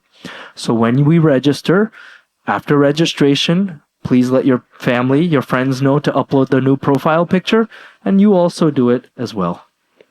Everything clear? Everything clear on the Sambandh app as well? Have we been exploring new features on the Sambandh app by any chance? What's the newest feature that's been released? Immersives. Wow, very nice. Short style immersives. Believe it or not, I'm going to let you in on a surprise. This is one way right now. Soon we'll be requesting you to also upload immersives too. And what about glimpses? Have you been seeing the glimpses? On the very bottom right, there's an icon that you click. You will be able to see what everyone from our Mundard is doing. It's a glorified Instagram, Snapchat, Facebook in one, but specifically for Hari Prabodham. So you'll be able to see what Boston Mundard's doing, what Phila Mundard's doing. I've seen you on the Phila Mundard one several times, especially the Super Bowl one. And you'll be able to see a lot of glimpses of others that are out there. So everyone clear? Sambandh app, download it, explore it, register. Let our friends know we have several months ahead of us. You are helping them get the same messages that we've gotten in the past couple months. So please ask them to register as well. Good? We'll register by this week? What about tonight? Okay, cool. Awesome. Good. That is the end of our Samanvay Youth Meet. Now, we are all going to turn for Aarti.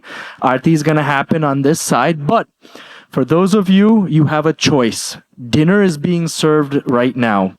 So you have a choice. We have two Aartis, one that happens right now at 7 and one that happens at 8:45. You can go downstairs and eat and have prasad, then come back up and have the 8:45 darshan of Aarti. Or you have the choice to sit here, attend Thakurji's darshan and Thakurji's Aarti, and then we could all go together to eat. Choice is yours. Don't feel pressured. Hakuna Matata. No worries. Do what you feel comfortable with. Okay?